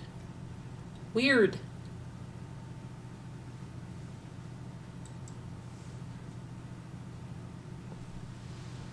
What? Isn't that related to Pac-Man? Yeah. That's Pac-Man. Yep. There's the pedicure sandals. Somebody was just... Vicky was complaining she wanted her toes separated, right? She was just complaining about that the other night. Dusting gloves make cleaning so much easier. Dusting gloves. Oh, yeah. Okay. Squeezable silicone pill pockets. Pill pockets.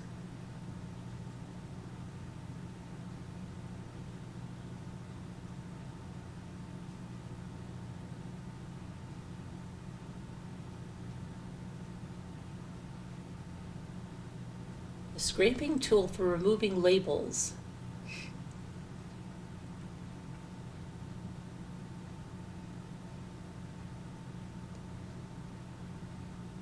Diffuser pens that write while giving off a refreshing aroma. A foam block that apparently realigns your entire neck. Dog-shaped paper clips. Surprisingly smart toaster that's basically a space-saving power move. Telescoping duster that reaches where your vacuum can't. Okay, none of this stuff is sending me crazy. An aeroplane tray table cover for all of your essentials. Okay, yeah, I need that. An elevated soap holder with built-in drainage. Okay, I don't need that. Car trash bags that simply stick on where you need them. Okay, great. Adhesive fixtures to let your vines grow and climb. I'm always looking for those. Ice cube molds that are shaped like sharks. Bookends that are perfect for cat lovers. A magnetic hanger rack that turns your washer into a storage rack. Yeah, that's if you have nothing on the side of your washer. I have a dryer there, but that's not happening. A folding board that makes, oh, like at the store where you fold everything. Yeah, you'll be using that every day.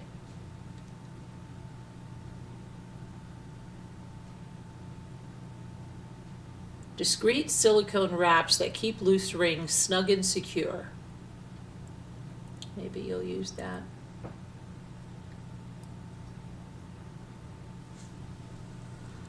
Oh, I don't know. I don't know. I don't think so.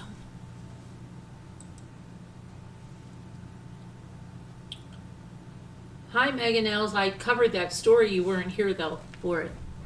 You missed it. You missed it. Carolyn, I got my goodies today.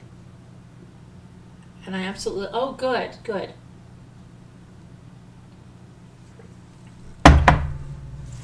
So then you'll be ready to craft next time. And,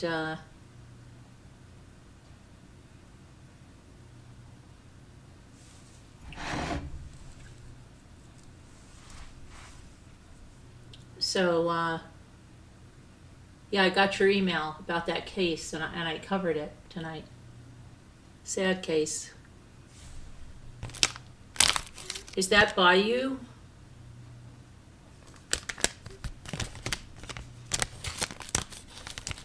I have to go back. I fell asleep at 10 and I woke up feeling well. Oh, that's right, you're not feeling well. Sorry. Hope you feel better.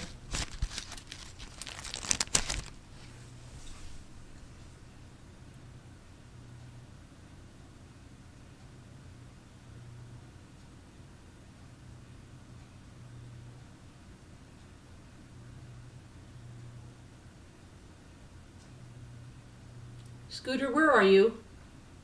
Did you get the Grinch meal? It's down here in Texas, yeah. I saw that. Yeah, we went over that. I did see that. I'm just wondering if it...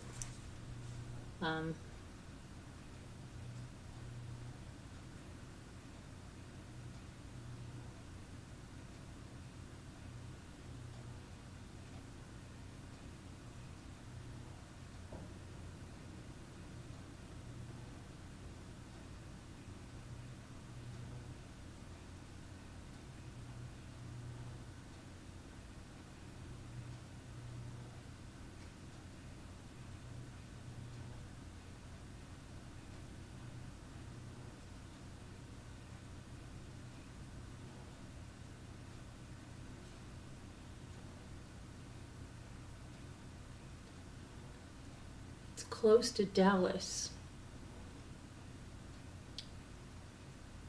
About 5 hours. Okay. Yeah, I mean, terrible case. And she knew what was happening and she kept leaving him. Why would she leave him with him? Why? I don't get it.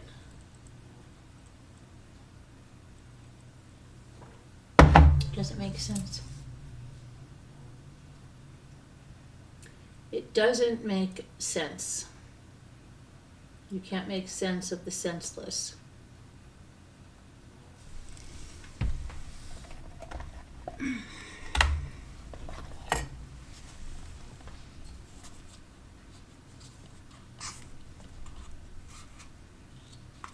So why do I have things here that are empty? Tell me why.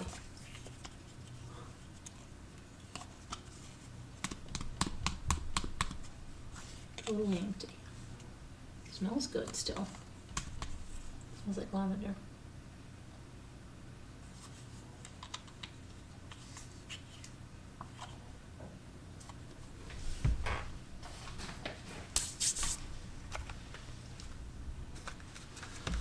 Oh, what is this? Oh, shoot. That reminds me. I don't know why autocorrect keeps changing it. Oh, autocorrect is just a jerk.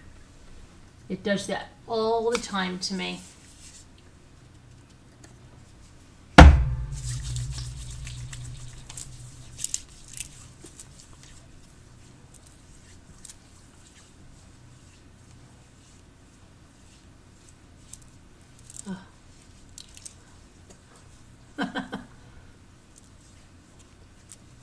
She loves watching Lost, huh?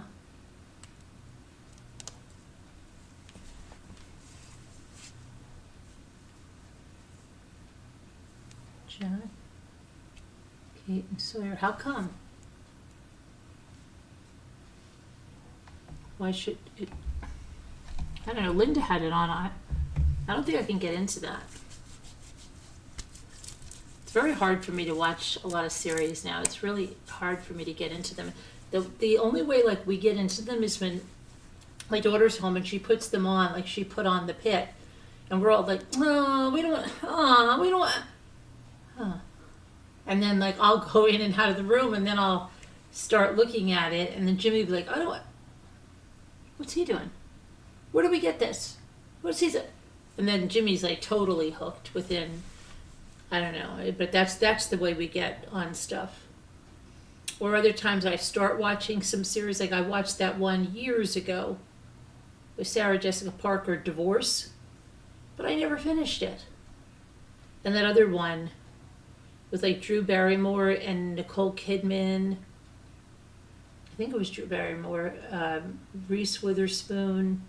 Maybe it wasn't Drew Barrymore. I think it was like Pretty Little Liars or something like that. Didn't they go to a costume party or something? I'm remembering something, but yeah, I never finished. I think I finished the first season. There was another one, never watched it.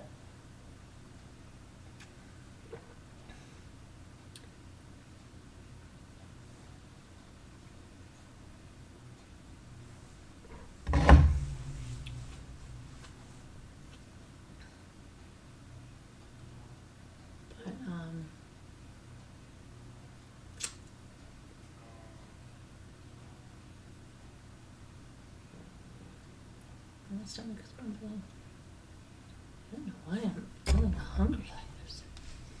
Okay, let me get, I gotta put my watch on the charger. I have to check the fire because it sounds weird. It sounds weird. I'll be right there. Talk amongst yourselves, like I'm sure you will.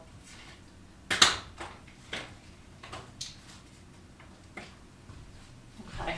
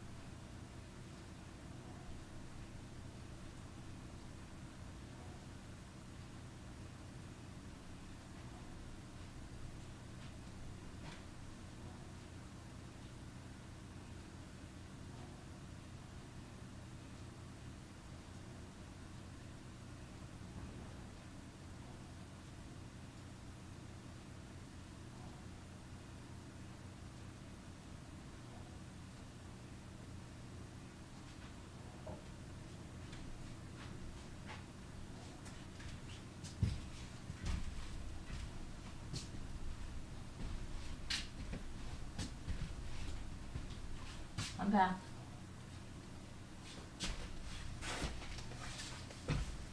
I'm back.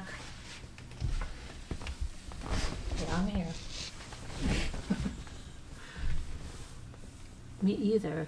I decided to watch YouTube instead of TV. Oh, ow, yeah. Oh, goodness gracious.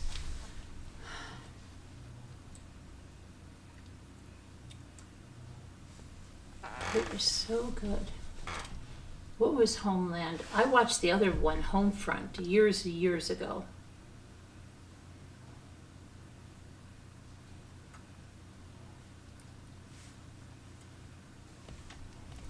I find it really depressing sometimes to watch TV.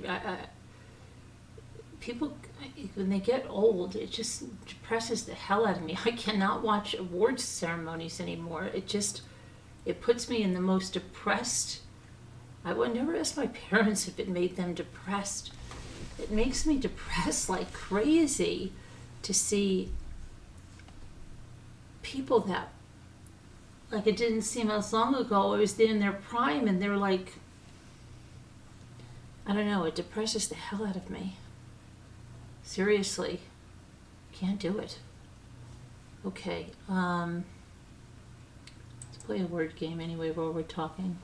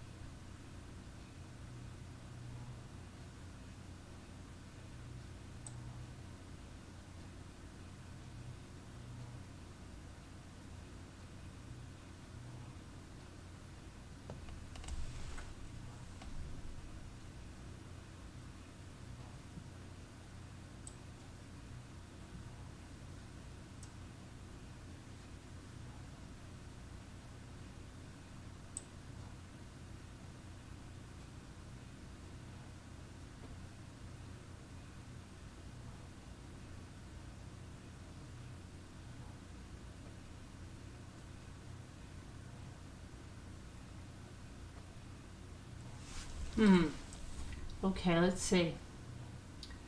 I don't know what I need. I know this one has to begin with a P.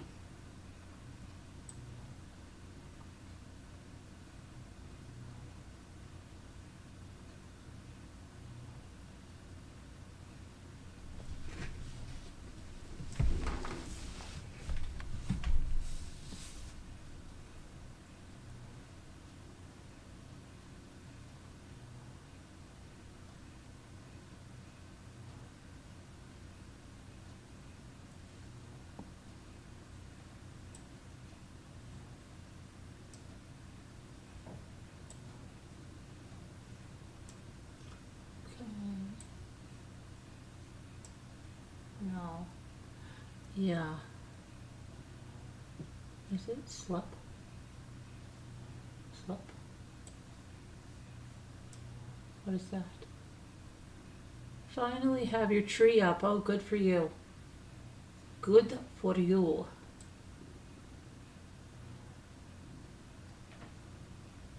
You don't have it up yet.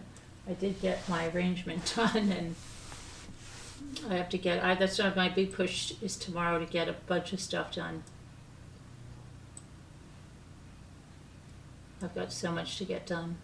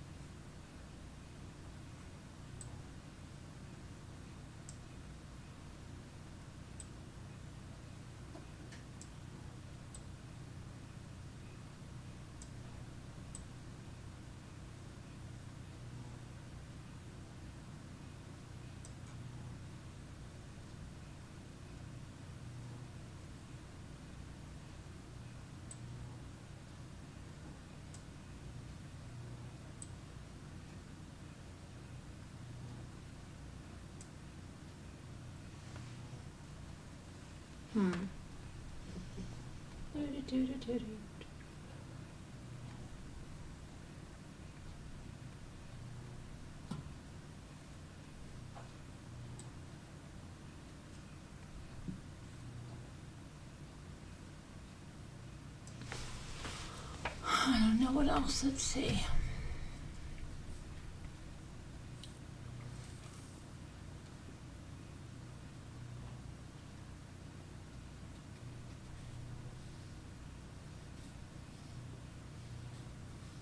What's a no-brainer?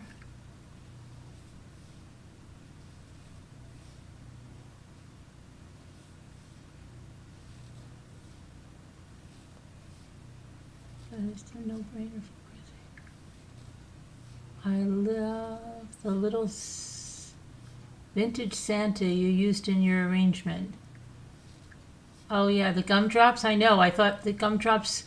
I was like, oh, and then they look nice in that arrangement. Yeah, I like it. I like it a lot. It's a little festive touch on it. I don't have my tree up though. But yeah, I got those little vintage Santas at the cider mill.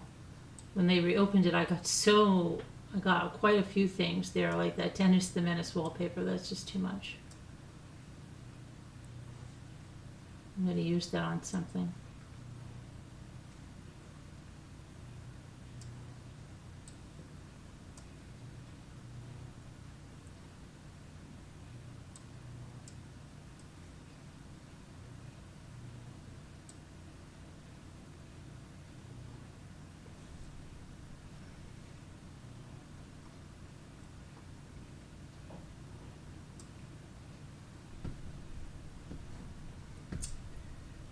Oh boy, which one is this?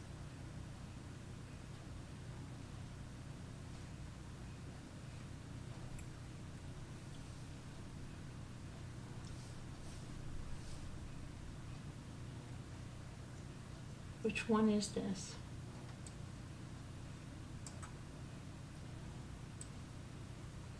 I don't know.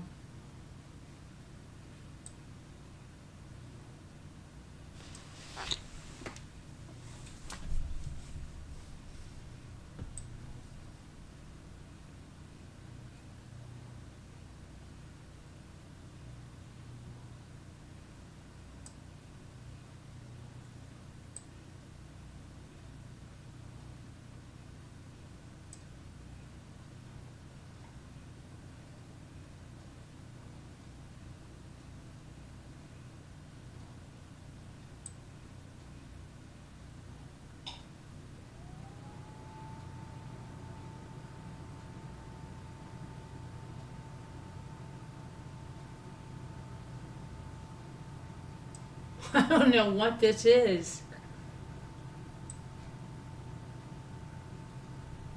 What is this? Carolyn, those arrangements were beautiful, Chrissy said. I love them, and I love the Santas. I know. I can't believe I found those Santas in there. Because I have some Santas on our tree from when we were little like that. But these were like new old stock. And they actually said like the price back in the day was 99 cents. Sulfur, that's it, yeah. I have some other vintage ornaments like that they had in packs and stuff. And the ones that my mother had, I don't know if I got those. I remember getting.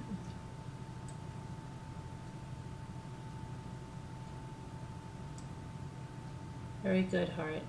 Sulfur. I feel like we had that once before somewhere.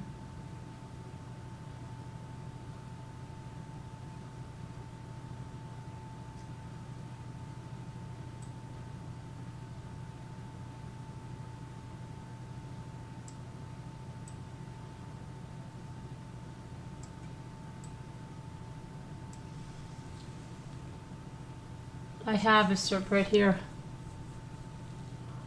Right here. The last word.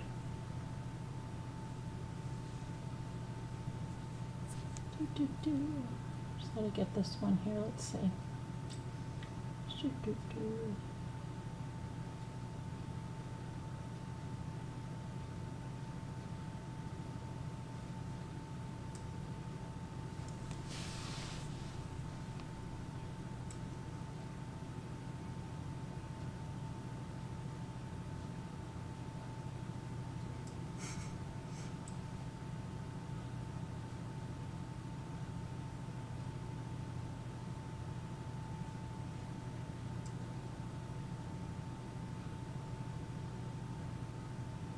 I love all vintage stuff from the old days. Mostly hard to find. So yeah. Harder, right? Harder and harder to find.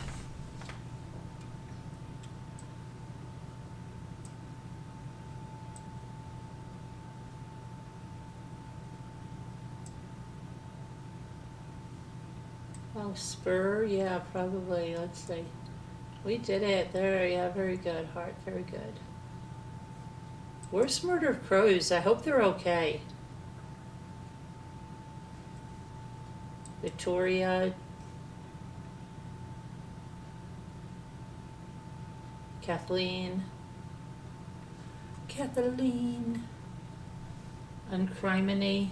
She said she'd never break up with me. Lied.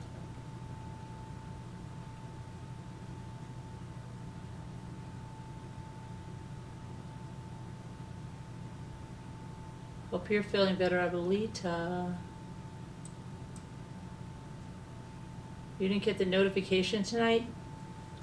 I know, I don't know what's going on.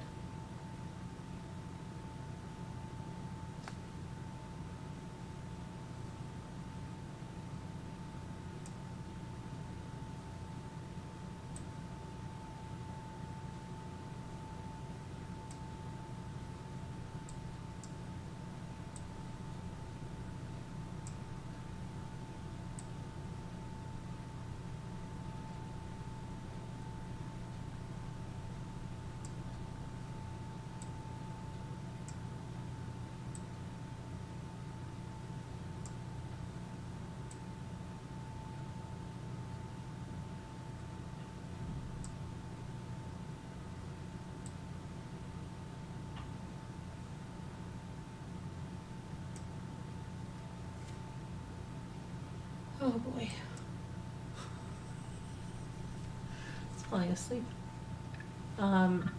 Hey, Carolyn. Did I scare you? No, I knew you were there. And I'm like, Heart said flup, F-L-U-P. Oh yeah, we finished that one. Oh, did you get, what was it? Yeah, it was, I just missed it. It was, what the heck was it, Heart? Spur. Oh, Yeah, it was that was Spur. tricky. It was tricky. Carol and I went to Dollar Tree last week. I thought of you. You thought of me. Let's see. Videos when you were shopping in the store for Christmas stuff. I spent $60 on stuff. Oh yeah, they had some nice bags. Did you get any bags? I've got to do something with those bags.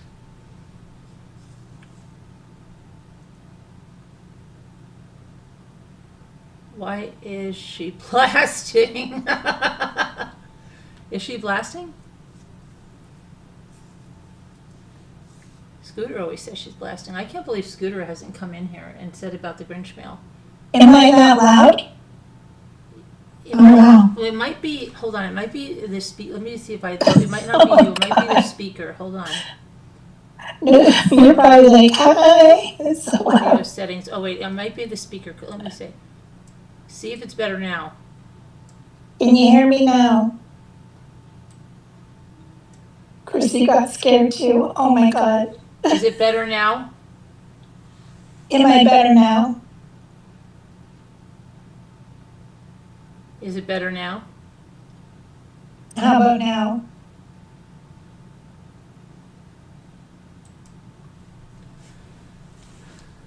Your heart, your dog The dog jumped. jumped? Oh, Oh my boy. God. Sorry, Bucky. Oh. Aw.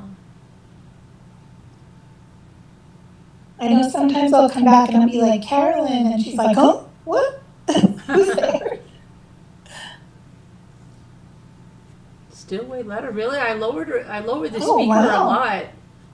That's weird. Maybe, I don't know if it lowered my speaker. I don't know. Sometimes you can go into your audio settings, in your own audio settings on Zoom. Maybe just Oh, turn really? your mic down a little. Yeah, so that's what Scooter always has to do, but then she turns it down. But I think Scooter tries to do that to be theatrical. Can anyone hear me? I'm not. Am I better now? Yeah. Let me see here.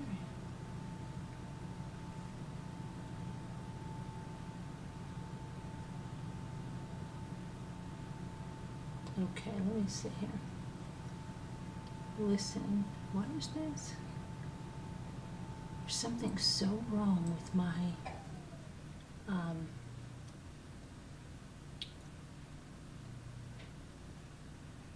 Oh, good, Becky. Yeah, she said it's better.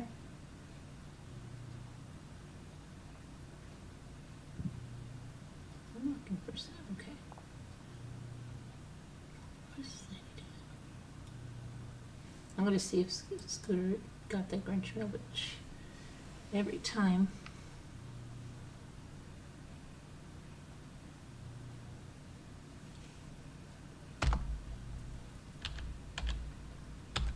Does anybody else that has Messenger on Facebook have to put a code in every time you go back into your Messenger, or it won't sync up with your messages? I've Anybody never else have had to do that. that? It's driving me absolutely out of my Is it mind. in your settings? No, it just says now, it's like every time I go and send a message, and then all day I couldn't send messages. I hate That's it. weird.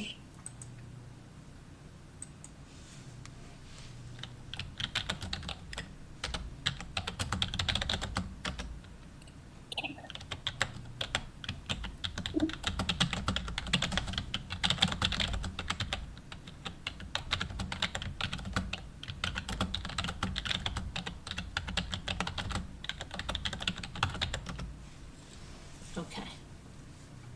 There we go. Let's see, I asked Scooter a question, but she probably won't answer it.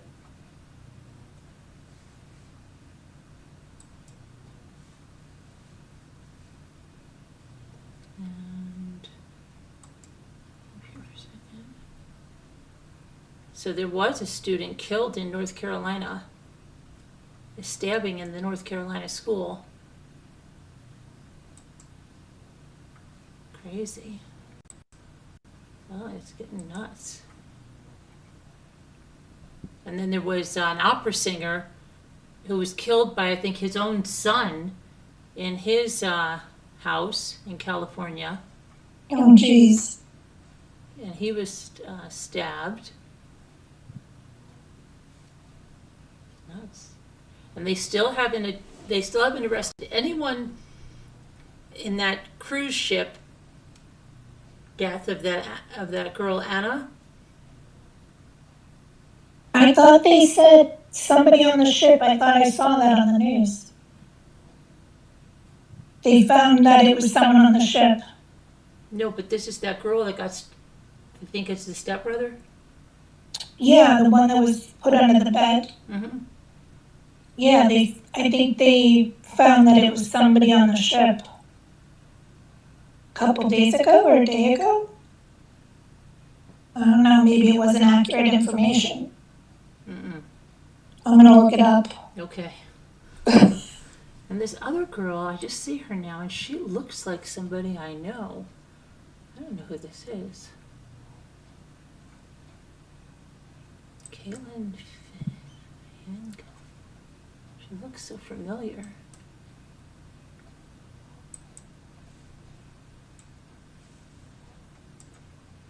Wasn't she? But she was a Seminole County judge sentenced Donovan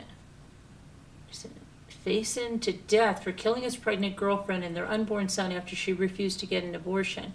Prosecutors convicted him at a trial in October, first-degree murder with a firearm, killing an unborn child, burglary with a firearm for shooting Kaylin, who was 18, as she sat in her car at a Sanford park in 2022.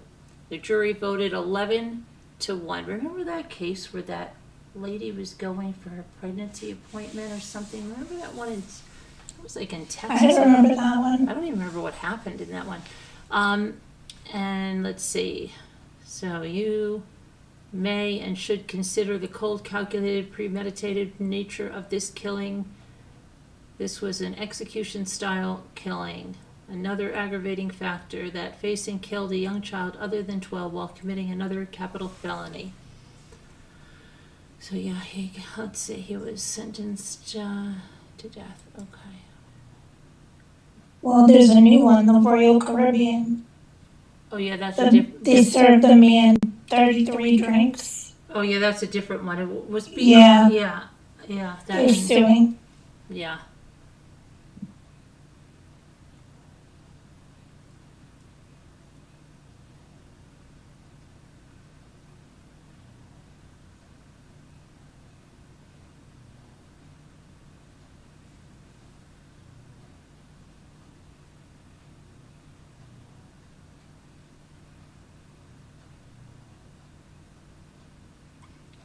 South Carolina man punches his wife when she won't let him drive drunk.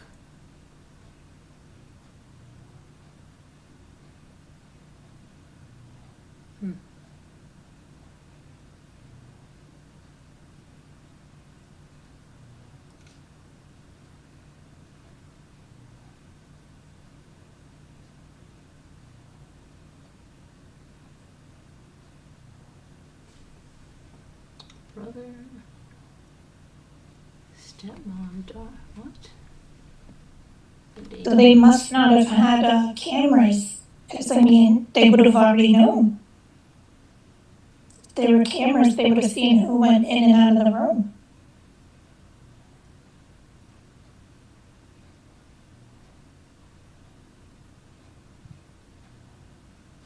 I could have sworn I saw something about that.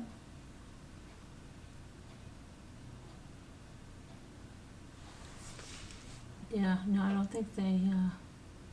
Well, they said it was asphyxiation. Oh yeah, that they know, but they haven't arrested him yet, and they haven't arrested that other doctor. They haven't arrested him. Oh, and I want to see if that other guy got what he did in court. That Lynch kid. Let me see.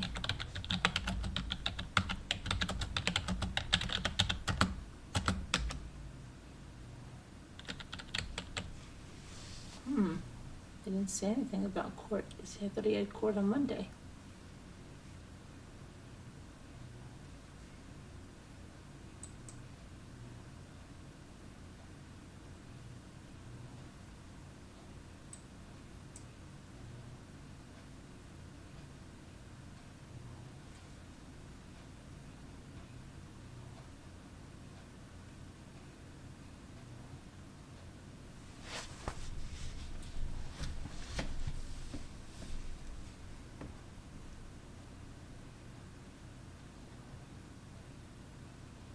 Oh, wait a minute.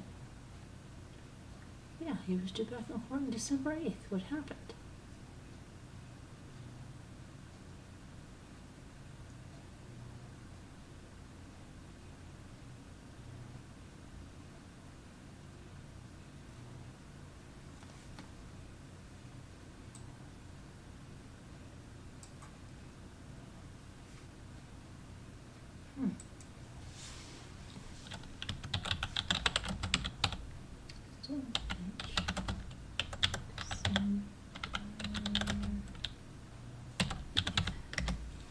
Do you think that Matt, oh, well, there we go again, calling him Matt Walsh, Brian Walsh will take the stand? I don't think so. He would get clobbered up there.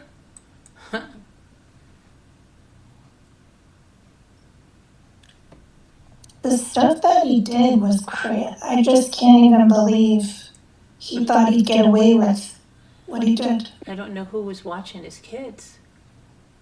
His mother, probably. You think she was there? Well, when he went and did all those errands. There's no way she was there. She would know bought he all killed that her. stuff.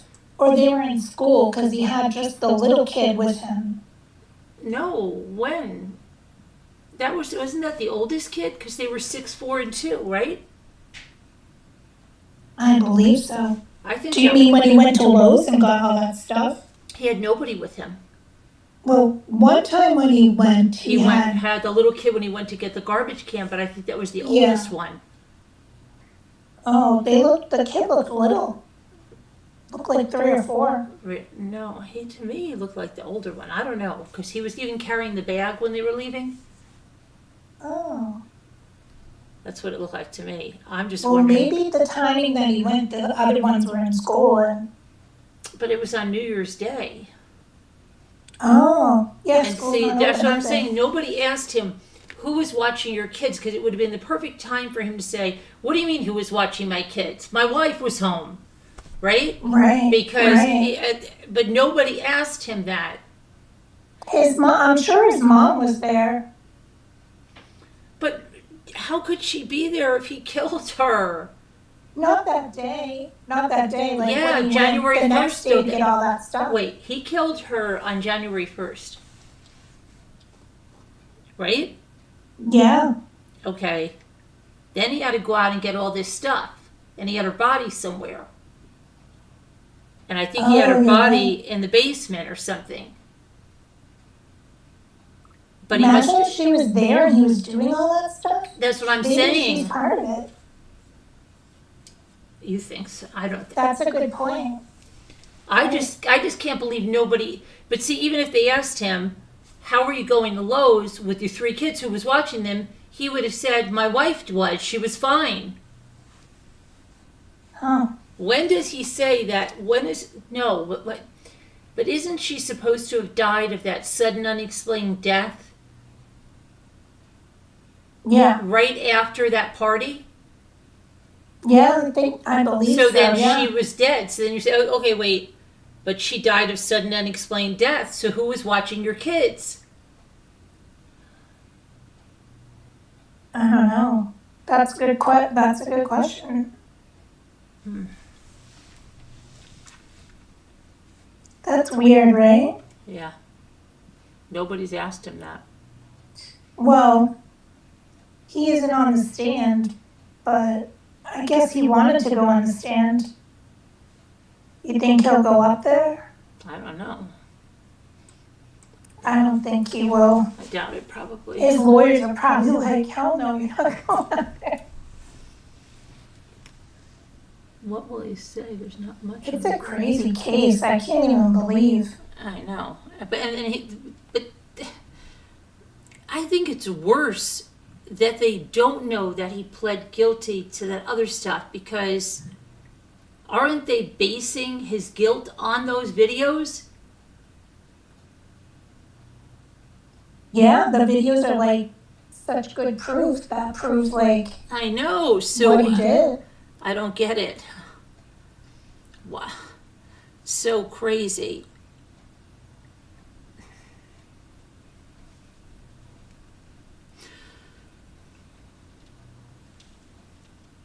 I haven't heard anyone ask that question. I know. It's so crazy. Especially when they had one video where he had one of the kids. Where were the others? Right. But I remember there was something early on, and there was something about him taking 2 kids to school and having 1 kid out. And I think that's the day he brought them to that store. Let me see. I remember that from when this case first happened. Probably. Let me see. Yeah, you're right. I remember them saying that. He dropped 2 of them off and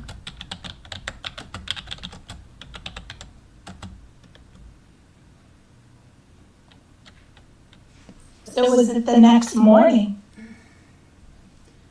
me see, jurors.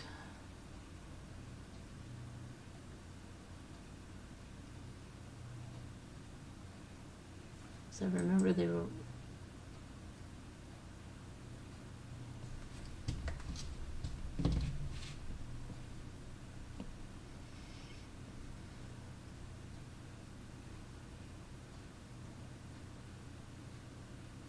The judge is really good though.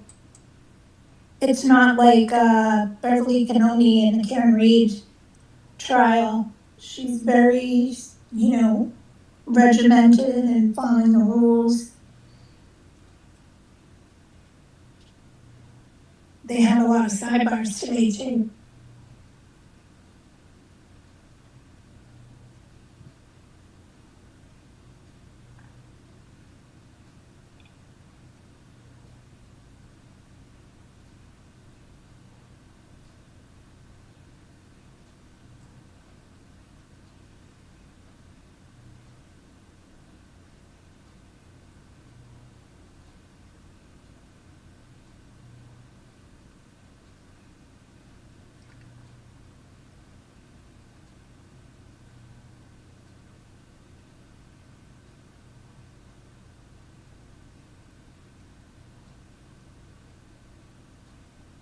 Trying to see, I know I read something. Threatened to kill her and her friend before they were married. There's a police report.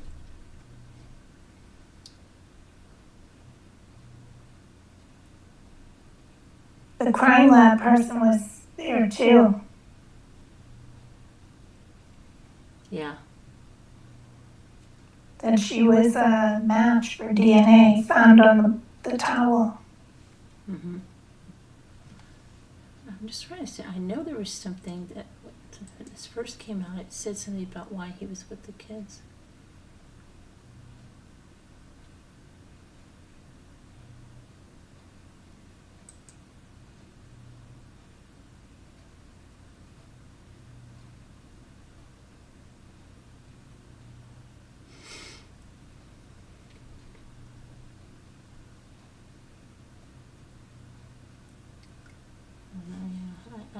I have to remember that clear as day that he drops some of his kids off and.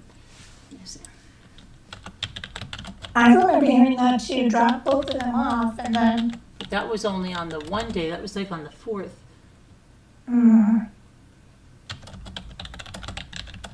No, I was thinking the same thing when I saw the kid there. I'm like, what?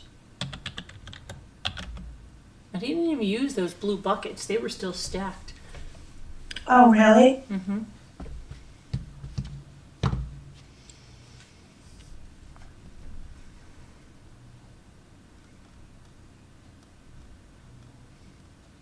Who has custody of the kids now? They're in state custody. Really?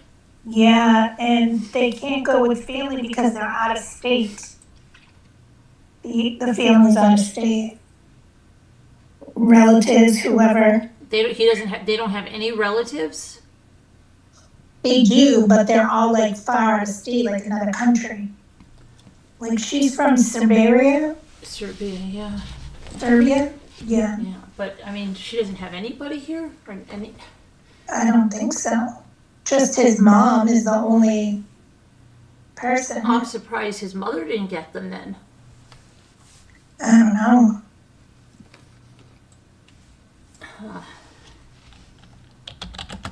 They probably want to rule everything out because what if she's involved? Let me see. Ouch. They're in the custody of the Massachusetts Department of Children and Family Services. Oh my gosh, who took them in after their mother's disappearance. Placing them with a foster family to keep the brothers together provides stability in a difficult situation. Initial placement after Anna's disappearance, the children were initially cared for by Brian Walshe's mother and a local relative before being placed in DCF custody. The Massachusetts Department of Children and Family Services took the children to ensure the children's well-being as their father was charged with their mother's murder.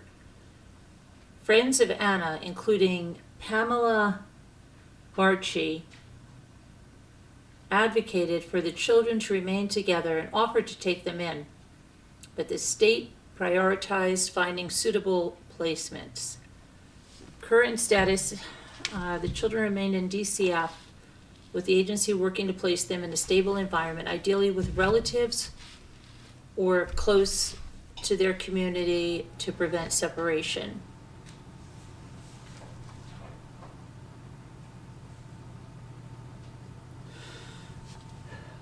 Does the mother see, did the grandmother see them? I don't know. Isn't it weird that there's just a clump of hair? That's weird too. It says, Anna's not, Anna's mom says she won't seek custody of the boys. Someone said, who can blame her? Be nonsensical. She's almost 70 years old. She does not speak English. She cannot raise the boys in Serbia. I doubt that Anna's sister will take the boys, as her two sons are already adults by now. I feel for her mom because she's still in denial as part of the grief process. But it's sad how Brian Walshe managed to dupe her into thinking he was such a great son-in-law. The charisma and nerve of a sociopath are unmatchable. Let me see. What sickness does your mom have? The only thing I read is that she had a stroke during her visit last year. Brian took her to the hospital and took care of her during recovery. Let's see.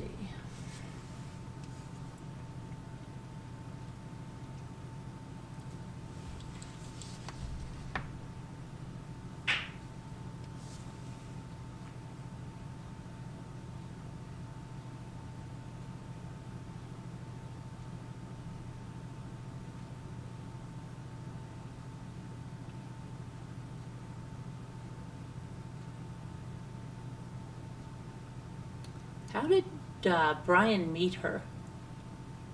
Was she in college up here or something? I don't remember. They said to, I think it was through art.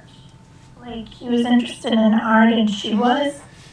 It might have been that, but I'm not 100% sure. She was so beautiful too. Terrible.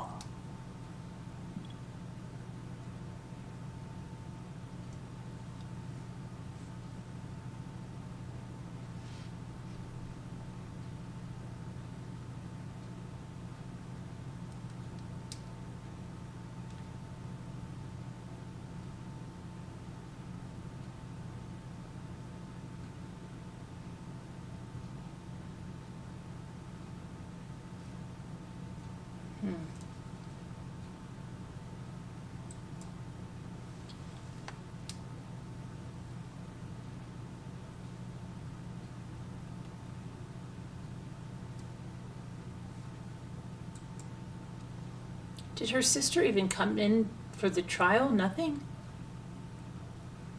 I don't know. I've just seen his mother in the court. She could be there. I just don't know what she looks like.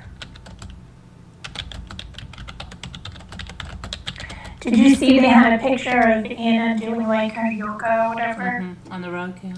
Yeah, that's the rug they found.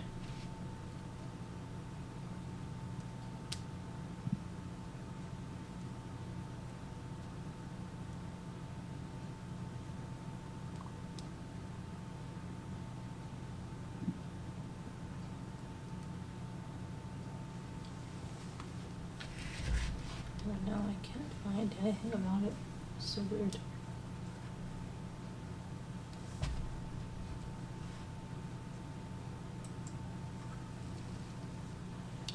What the heck? So, yeah. Maybe they don't trust his mom. Yeah, but it's sad. They like I don't know. I'm surprised. I'm just surprised his mother. I wonder if his mother has visitation.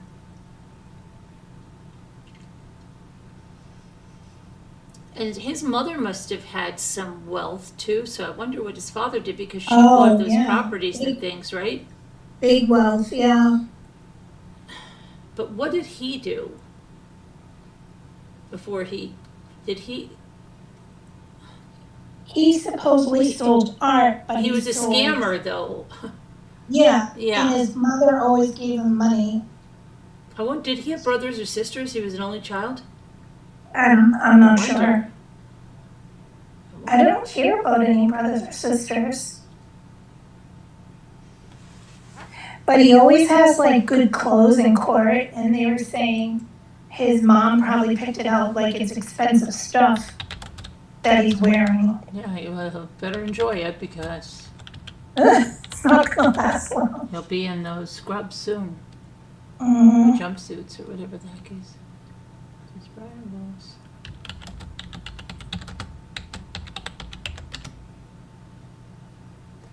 Brian is an only child and his parents are divorced. His mother apparently was the source of the story that Anna was spotted. Okay, hold on a minute. Brian is an only child. His parents are divorced. His mother apparently was the source of the story that Anna was spotted leaving the home with overnight bags to catch a ride share because she stayed over on New Year's Eve because of cataract surgery. She then drove herself back home to the North Shore on New Year's Day, so she wasn't there. That was new information. Let's see, Brian had scheduled with authorities to drive her back, but instead used the time to perform acts related to the alleged murder, such as getting cleaning supplies and disposing of evidence.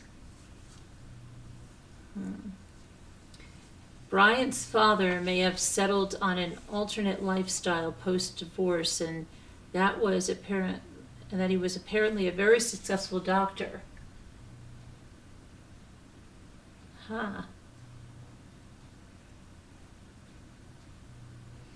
The mother also has no surviving relatives other than his 79-year-old brother. And her son, Brian, who she apparently adores, someone said her family has generational wealth in another post.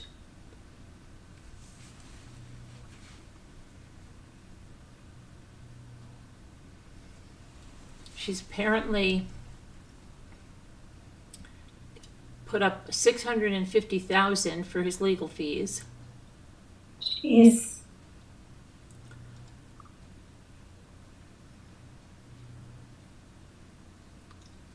Piscatore.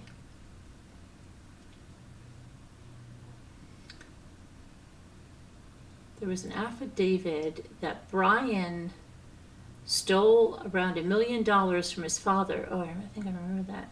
Similar to what he did by conning the people with the fake Andy Warhol art. He said Brian was a sociopath who kept getting kicked out of schools as a kid and participated in alternative lifestyles. What schools was he kicked out of and why? And what is the alternative lifestyles mentioned? Plus, there's a crazy story about smuggling antiques out of China and getting caught, and an assault on the authorities.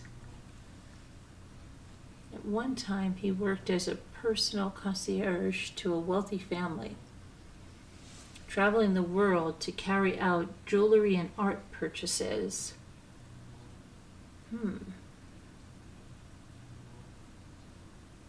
His father was a famed neurologist at Brigham. You don't inherit becoming a successful medical doctor, even if he came from a background that gave him advantages. It was not like he inherited a business or real estate. So his father was a neurologist. Oh, wow. I don't know if he's still alive. Oh.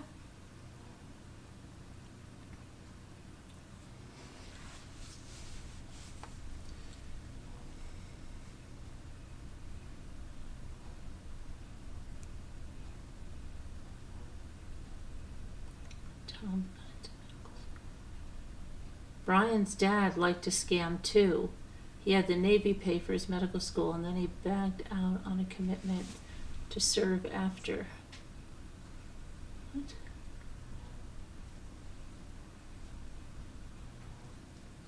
Dr. Walshe was married to an Iranian woman who was Muslim.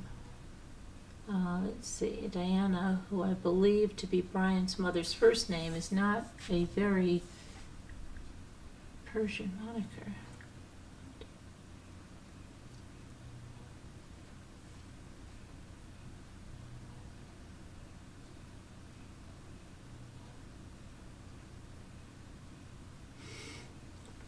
Anna's mother-in-law was there the night Anna went missing. So she's a potential witness and was spotted again back at the Walshe home in Cohasset on January 8th. She drove herself there, and she's not so feeble. She probably knows a lot more. Okay.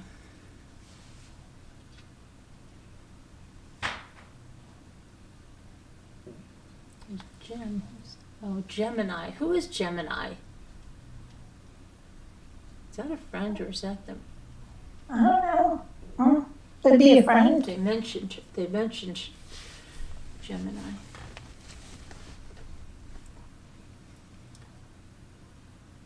Yeah, Oh my Chrissy, gosh. expensive places. Hold on a minute. They said Liz Farrell. I think I know her.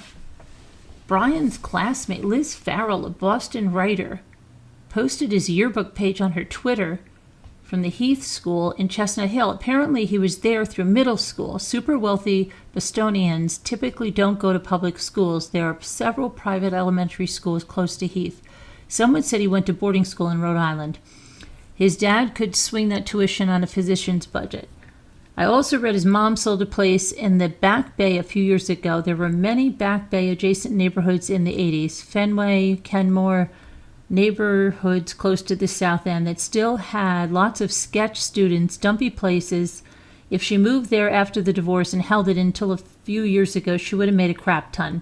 Legit millions. I almost bought a condo there. Okay, it was super shady. Let's see. Liz Farrell. I think I know her. Let me see. Liz Farrell. Oh, she's the co-host of Murder on Murders. And wait a second, I do know her. She's that one that co-hosts with, I think, that other lady, the one that, oh yes, she went to school. Maybe I knew that. She went to school with Murda? I mean, not Murda, with Walshe? Come on. She did? How is that? How did she go to school with Walshe? That's weird.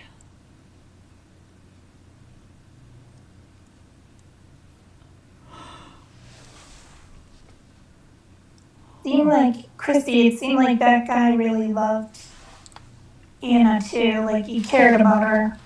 Gotta check the fire. Check the fire. Court starts at 10 tomorrow, Chrissy said. Yeah, they got an hour. But I don't know if they're on. Are they going to be on taking care of other things in the courtroom at 9? I don't know. Today was a really late start. They kept doing stuff. Yeah, as soon as they got there, they had to talk to the judge. She's a really good judge, though. I like her.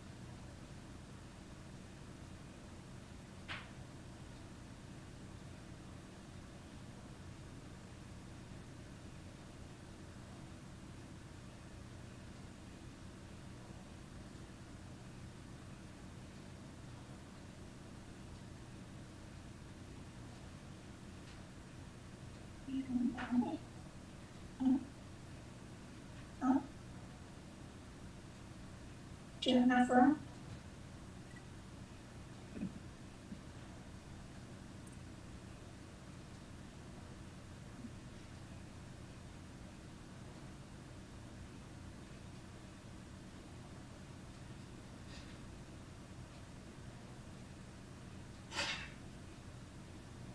You have to check your meds.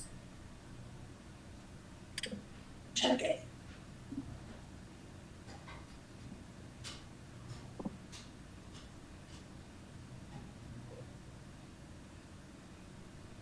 You can check light. I'll shut it.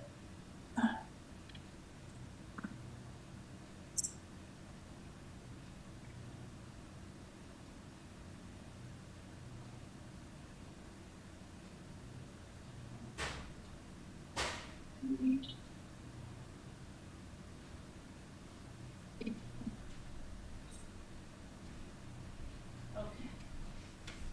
Did your daughter come home tomorrow? Oh, maybe she's not there. Maybe she's not there. Maybe it's Maybelline. Okay.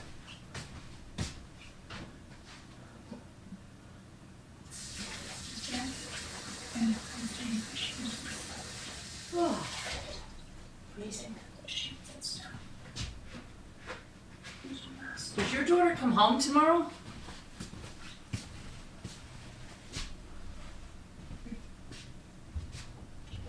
Doesn't hear me.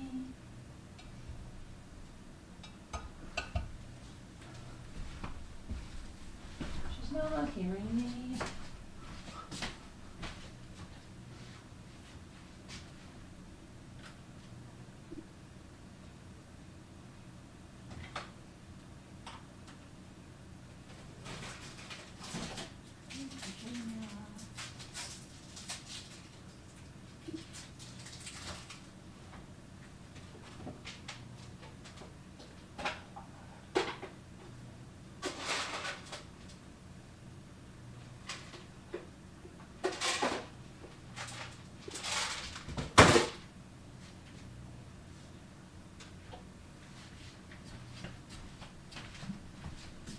Okay.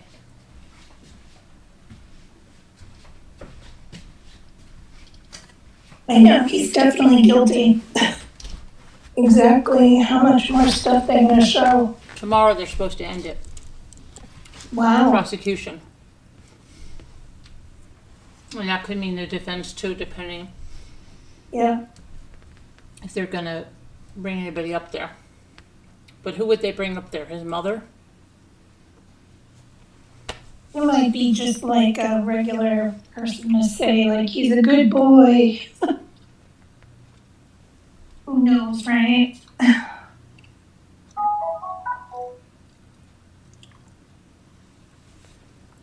Yeah. There's some people that were saying like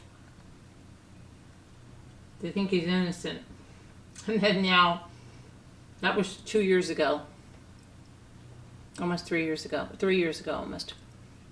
And now they're Yeah. saying in the forums, like, do you still think that? And when the person's like, yes, I do. With all this proof, how could they even think that? I mean, I wonder, like, they say, where's her body? Probably in all those bags, right? He separated them, everything in the bags. I thought about something really gross. What if he put her body down the garbage disposal if they had one? Oh, God, really? I don't know. They would have checked that though, wouldn't they? Ooh. I don't know. I mean, where is her body? Like, I haven't found any parts of her body. They found I thought they found a bone fragment, didn't they? Yeah, tiny on the hacksaw. But they can test the bone to see if it matches her DNA. They did. Oh, does it match? Mm-hmm. Oh my gosh. Poor thing. Can you But where did he imagine? put her body? That's the thing. Where did he put it? Well, probably in those whatever he was throwing away all around No, they town. went and got all that. They got all the bags, right? What about they said they didn't make it to one of the incinerator places. So that must have been where her body was. It was already brought from Peabody to wherever they bring the stuff after. They couldn't get to it. So is that where her body I was? don't know. Weird. Ugh, I wish she would just admit it. That's I don't know how he sits there with all of that stuff. Right. I mean, what does he think they're thinking? Oh my gosh. Did he have his rosary beads? I think they're saying I he haven't only seen brought- his rosary beads in a while. Yeah, I think they said he only brought them the first day. Does anyone know about that? I don't know, but come on. Really, it's not really what you think, okay? It doesn't look that bad. That's what I keep saying. What's wrong with a man doing some spring cleaning? He wants the house clean. He's fastidious. That's all he is doing. And yes, every January he replaces all the hydrogen peroxide in the house. Okay, they have a lot of bathrooms. And he does it. He's very particular. There's nothing wrong with that. I could see that defense attorney. Maybe your husbands and wives do not keep the house like this, but he was very particular. Yes, he got rid of rugs. Exactly. He liked them. He liked to change things out. He liked to keep things clean. Oh my God. There's nothing wrong with a man shopping for that stuff. Circumstantial evidence is all it is. It just looks like suspicious. It doesn't mean It's the wrong idea. I could just see, oh my gosh.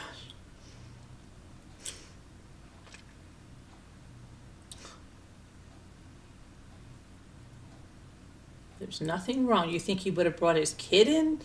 Come on. You think he left his kids alone? He didn't leave his kids alone. He was cleaning the kitchen. That's how much of a neat freak he is. And then he went upstairs, he got in next to his wife, and she didn't feel right. And she had that sudden unexplained death. What's wrong with you people? And he panicked. He panicked. Okay? He chopped her up. He panicked. Can you imagine? Oh. You even imagine telling somebody that I got into bed and then, oh, she was dead. I pushed her, she fell off the bed. Then you called 911? No. Then you tried CPR? No. Then what did you do? You tried to find a pulse? You went outside screaming for the neighbors, somebody to help you? No. Right, wouldn't you call 911 exactly? I ran to Lowe's. My gosh. Crazy. I didn't know what to do. I panicked. I mean, those poor kids too, when they get older, what they're gonna realize about their But dad. won't tell where he put her. Yeah. I only saw one rosary beads, black ones. He only had them on the first and second day, I believe. Yeah. Which I wonder if they told him he wasn't allowed to bring them in after. Did you see that part? I'm asking them because I know you saw it, where he's looking at himself at the cash register and he's fixing his hair and he's like sucking in his cheeks. Yeah, making he's smirk smiling, this oh, goofy smiley face at himself and tousling his hair. Yeah, yeah. He's the best thing since sliced bread. He's like, wow, looking good, buddy. Such a narcissist. It's like he caught a glimpse of himself, and he was like, wow, you're looking good. So crazy, right? Like, Yeah. You're looking do you all fine there think today. you're like, ugh. Brian, man, you're looking fine. I don't know, it's just so I crazy. couldn't believe it. It was so weird. And he looks different in those surveillance videos that he does. Like when they arrest him, he looked thinner then. And you can see the Yeah. ankle monitor on him. That's another thing. Like if that guy has an ankle monitor and he's buying all that stuff wearing blue latex gloves and a mask, I would be like so skeeved, and I would probably make a joke like, "What are you doing? You gonna murder someone and dispose of them?" That's something Right. I would do. That I really would. Like, wow, people would get I'd the be wrong looking idea. like, what is this guy ready to do? Wow, you got your gloves on and your mask. You going to do something with all this? Oh my gosh. Right, Chrissy, she's saying like, who would do that if you panicked? Then the right thing to do is call 911 for help, not chalk them up crazy. The same thing that devil. Chris Watts said, right? Well, I didn't know what to do. I panicked. Right. And he doesn't. And the funny thing is,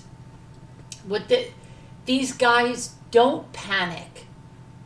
They're so calm. Like how Chris loaded his truck that day, and somebody Yeah. said, "Oh, well, he might have had rage or rage." I've had more rage loading my dishwasher than he did loading that truck. He had no rage. He Right. was calm. Same thing with this guy.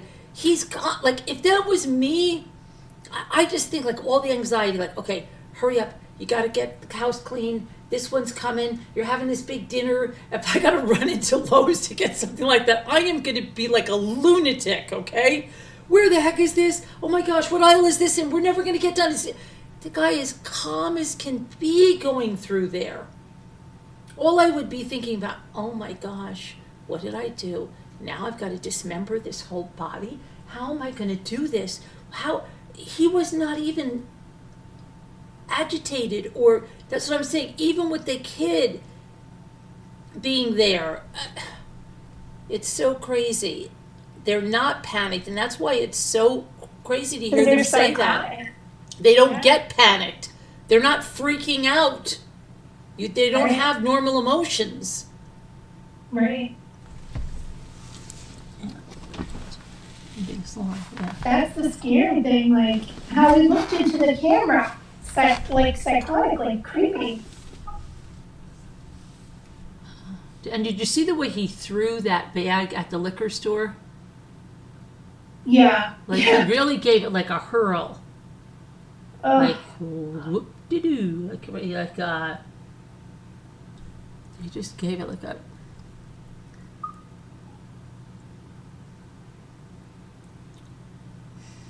But how did he not know there were cameras? I mean, did he think that? He was, yeah, especially at the liquor store. He was chumming it Well, up with those did he think like, oh yeah, it was no big deal. I had some garbage. Yeah, you're not supposed to. First of all, you're not supposed to throw it in someone's dumpster. Right. Okay, but yeah. Did you see his face, Carolyn, during the trial when they said they had the guy on the stand who did the cameras, or he was part owner or whatever, and they're like, how many cameras do you have at for the liquor store all around? He goes, oh, we have about 40 cameras. Brian Walshe was like, his face was like, oh shit. And he was at the liquor store every weekend. They Right, said, chumming it up yeah, with and he them. always had some free time and to talk to them. Yeah. He thought they would just be like, oh, this guy's just throwing trash in here. Oh, that's that guy that comes in all the time. Yeah, he might have said, because he probably would have said like, oh, there were some dirty diapers and they really stunk, and I just thought, oh boy, let me get these out.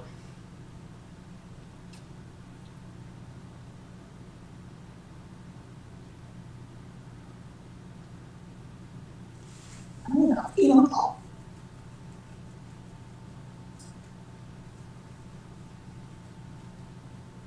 imagine where else he dumped her too, you know?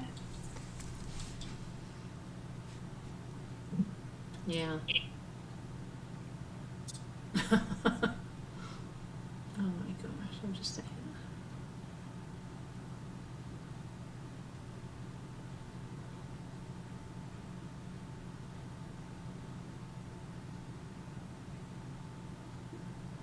Once in a while, her videos pop up.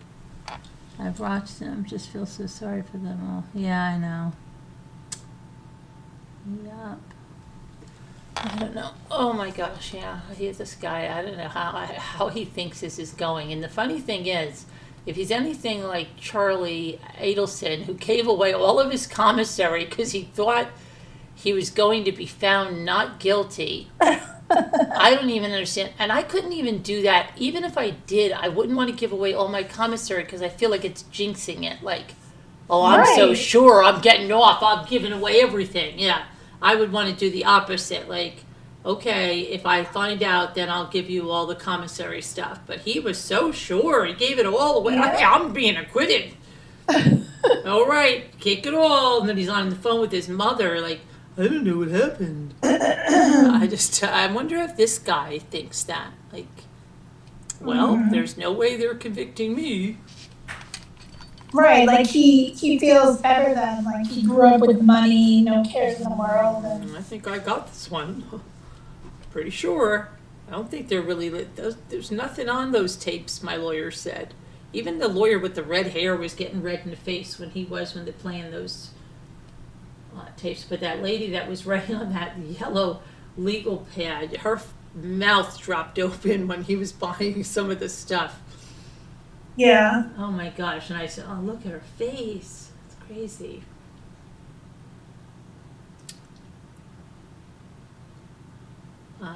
What? The other lawyer's voice is like, she sounds like a computer. Oh, the one with the long hair, the prosecutor? Yeah. Yeah, and she was making those guys sound like those forensic guys and girls. Oh, the way she was asking the question over and over and over and over and over Yeah. again. Oh my gosh, I would have pulled my hair out of my head. Yeah. And tell me what you did with that one. Well, I put the slide over it like that, and I put the extra. Could you explain what extract is?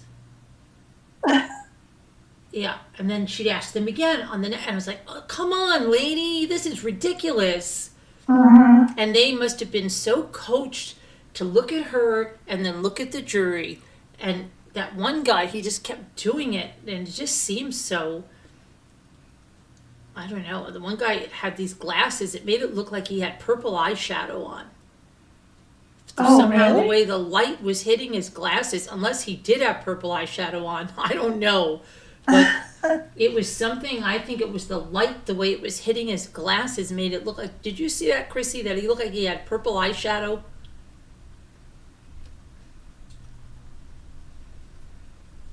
And the one guy, that was funny, when they said you worked at Home Goods, and they're like, what's Home Goods? And he gave like the, when you need stuff for your home, you go to Home Goods.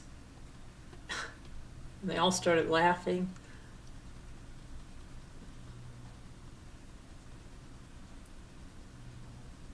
It was crazy. It was crazy.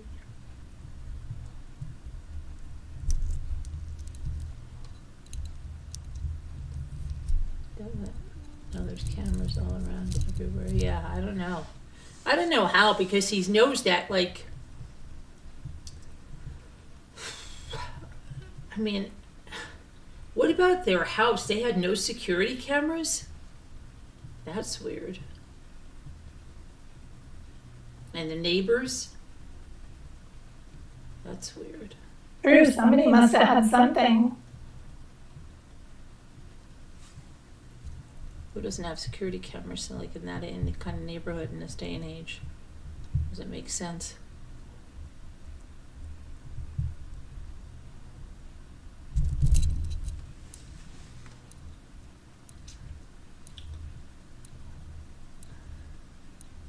Oh, you didn't pay attention to that?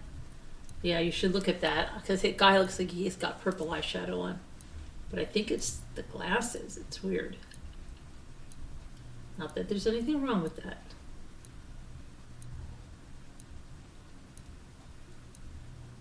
No, it wasn't the rug guy from Home Goods. It was a guy, forensic guy.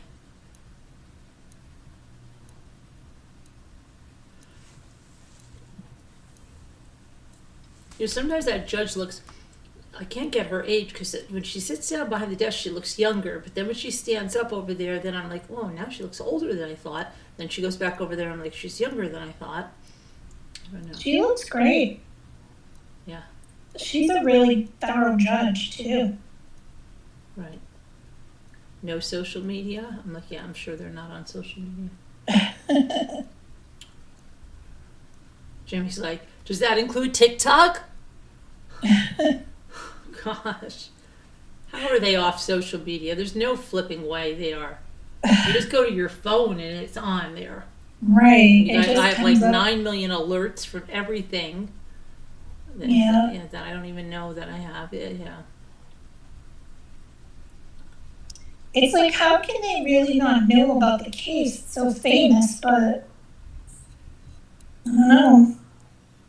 Some people don't follow the news, I guess.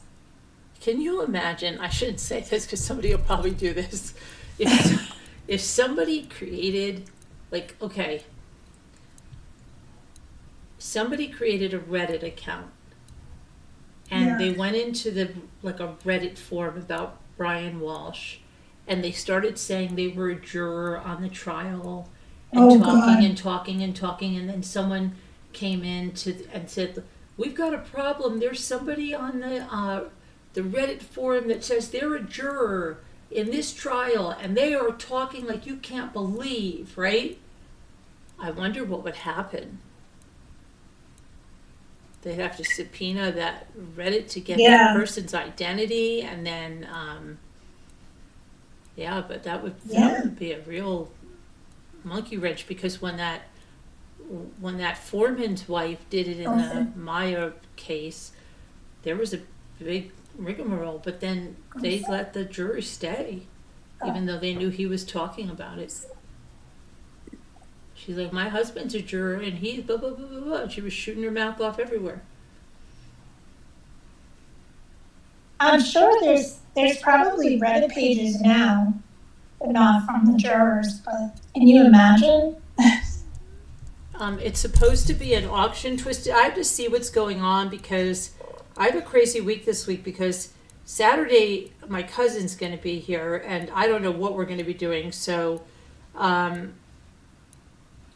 we might have to do the thing on Wednesday because we might not be able to do anything on Saturday. I don't know. I have to check with everybody else.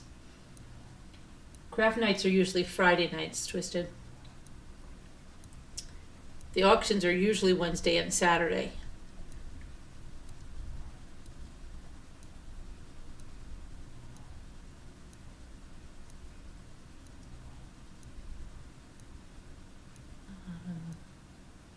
Yeah, I wonder what would happen. I'm surprised more people don't. Like, I just imagine like those people that call in those certain kinds of scares into places. Don't do that crap. You would think, wow. And I think like some of the people that say like they know this person or that person, I don't even think a lot of those are real. I think those people are craving they're craving attention, because if it's a new case and someone says, oh my gosh, I went to school with so and so, or they live next door to me, and then everybody's like, oh my gosh, really? Tell us all about them. People crave attention like that. Yeah. And I think a lot of that is fake.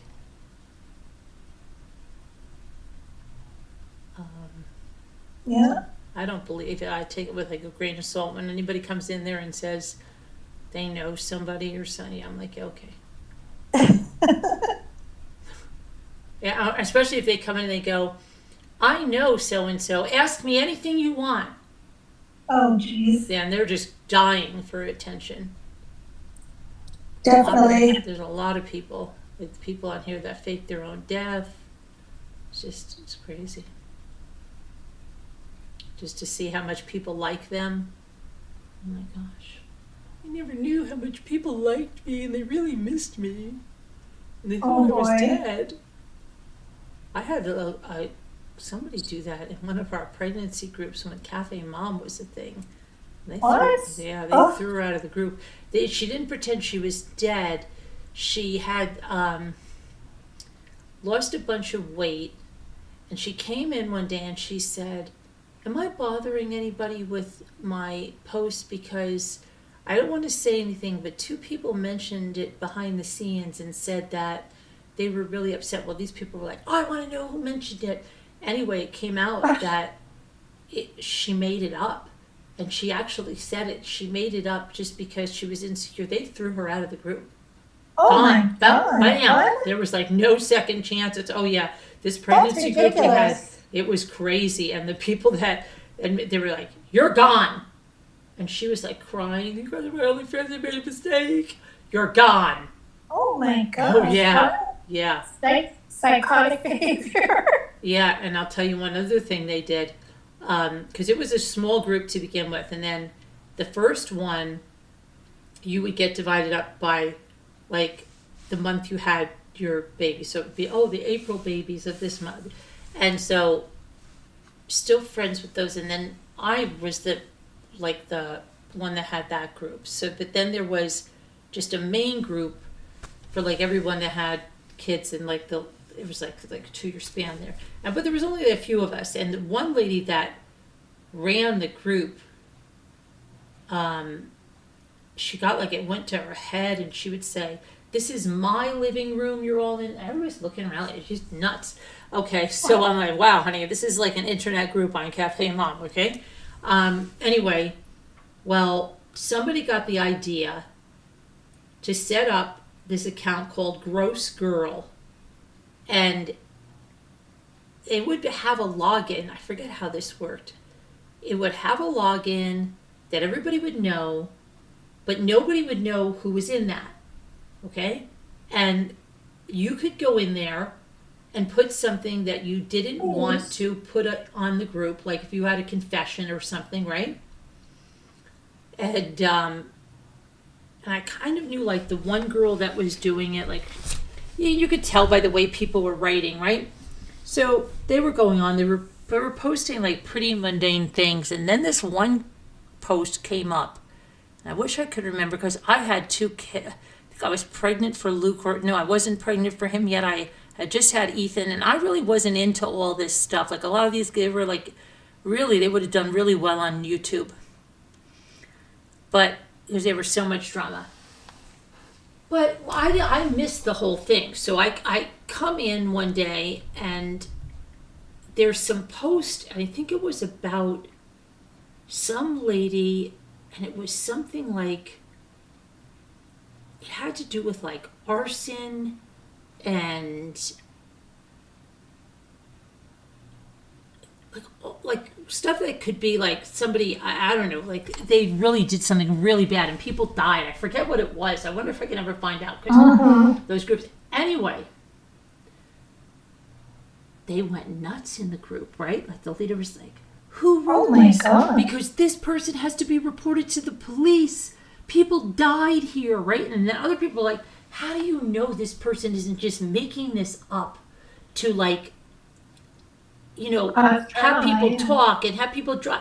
Well, they went nuts, and they went on a witch hunt, and whatever this woman said, it matched up with, like, she'd say, "Okay, well, this woman says she was this age in this year, and that she had this, that, and the other thing. So it's got to be, well, we're going to rule out this one over here because, she's not of age. This one. They ruled out all these people. And one day, I go in the group, and I can't get in there anymore. Oh my And God. so we got like, but this is on Cafe Mom, so like there's other groups. So this other lady said to me, "Carolyn, what the hell is going on with that group? I can't get in." And we found out there was like, I don't know, 10 of us or something, right? What the hell's going on? So then this one lady who was really nice, she happened to be Mormon. She was the one that told me about the postpartum depression and everything. But anyway, she goes, "Oh, there's something going on, that lady's flipping her lid, and she's acting like a tyrant, and she's saying that based on, her own calculations, that it could be any one of you that did this, and we've got to get to the bottom of it. I'm like, you have got to be kidding me, okay? She can go, I don't care, you do any background check you want on me, you're not going to find this in my past. This is crazy. Oh my God. Okay? So then everybody just left that lady, and myself and one of these other girls, we started the group again without those wackos. And then that's the way it's been. It's always been our group all this time. Like, I mean, Right. Ethan's 18 since I think Ethan was a year older, because I wasn't even pregnant for Luke. Oh, Yeah. that's a long time. So and it's a very close group of women, and there's really been very little drama. Okay, except those two things. But when that Oh my happened, it was God. really for the best, because that gross girl stuff. It was like this one lady, and I still remember who she is. She loved to just, like, I don't know, post stuff like, and everybody knew it was like her, and it's like, well, that's crazy. But yeah, Oh jeez. how did I even get into that gross? Yeah, it was Jake. Whatever Gross happened to girl. that lady? Like, she just wasn't allowed in the group, and then did anyone know like what happened to her? No, like her group just like dissolved, because then everybody left, and then I think she just gone. I don't know what happened to her. And then Cafe Mom, they shut down all the forums after a while.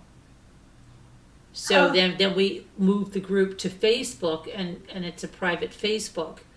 But Oh, okay. so it's still there, and it's just and a lot of them I'm Facebook friends with. But like I said, it's a very small group. Like, maybe I think it was 90 of us, and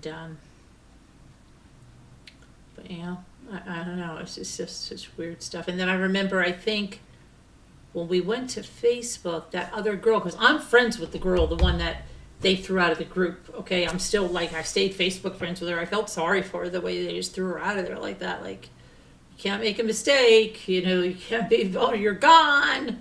So, Right. and I think we all voted to take her back into the Facebook group when we have, and she went back in there. But yeah, because she was in my April babies group, because I had her in that one, and I was just surprised that was like the master group, and she was Yeah. it's a big deal. She's Like, been fine since. they acted like it was like such a big freaking deal. Oh, Like, oh geez. my gosh, she lied about that. That's so unsafe. Like, they would never make it on YouTube. No, they don't have thick skin at all. If they think something's wrong with that, they don't see nothing. Yeah, I know. Wow. Yeah, it's crazy.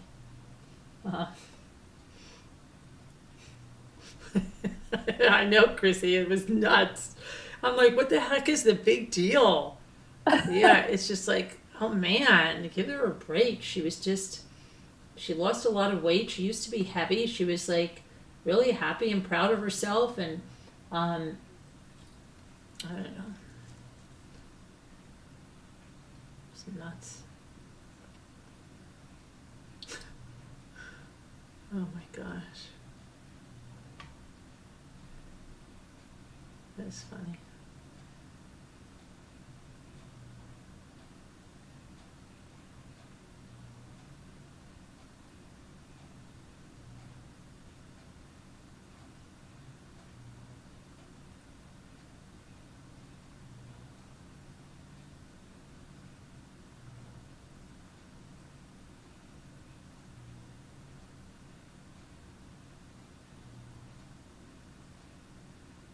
Well, I'm probably going to go to bed. I have a Yeah, doctor's I'm appointment not. tomorrow. I don't know what I'm thinking. I'm trying to think of what I have to do with tomorrow. Got so much to do. Is your daughter coming home tomorrow? Yeah, she is sometime. I don't know what time, but can't wait. Yeah. Be great. Did you get your tree up? No, not yet. Do you We use an have a artificial fake tree? downstairs. I keep it like on the stand, and I cover it with like a big, huge bag so it doesn't get all dusty and stuff. But And you usually, take you take it out and it's all decorated? no. Oh. We decorate. No, because then all the stuff would get all like gross. Yeah, no. Yeah. But that would be nice, just go. Yeah, do you remember that meme where the guy wraps the whole tape in that tree in saran wrap, and he goes, "That's Oh the my way God, yeah. you put away the tree." We have like a big, what do you call it? The trash disposal, like huge black bags you can use outside in your Contractor yard. bags, And yeah. I like cut it a little bit so the bottom just flares out. And Right.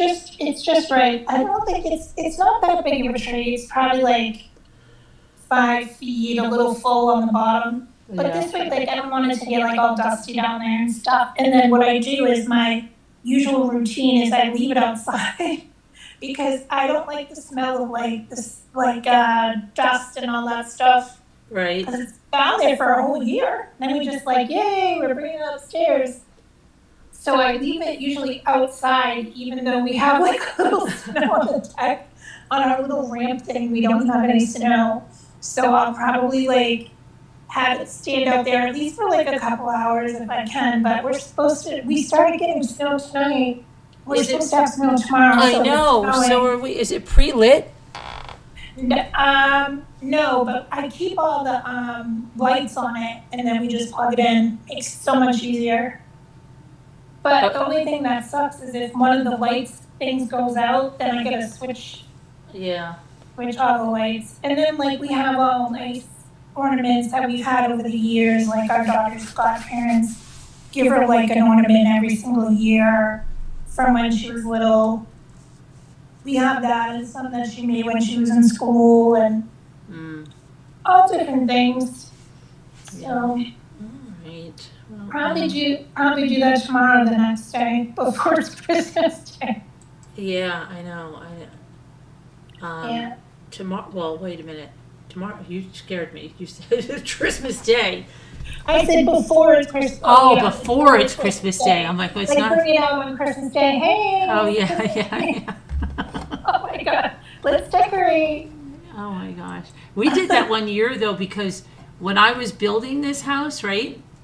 And my other house, it was like I said, okay, we're not doing a tree or something because it's just too much. And Allie and Ray were like 4 and 2, and it was because we were in the middle of like building the house. It was like we were always like on the go up here. My parents were up here in the other house at that time, and my dad didn't move up here full time, so my mother was just there, and then she stayed with me a lot of time. But I just said I don't want to do a whole tree because like we had the house packed up, and then all of a sudden we're up here, right? My sister was here because I even have pictures. My sister had her son. We didn't have our third. I didn't have my third one. She didn't have her second one yet.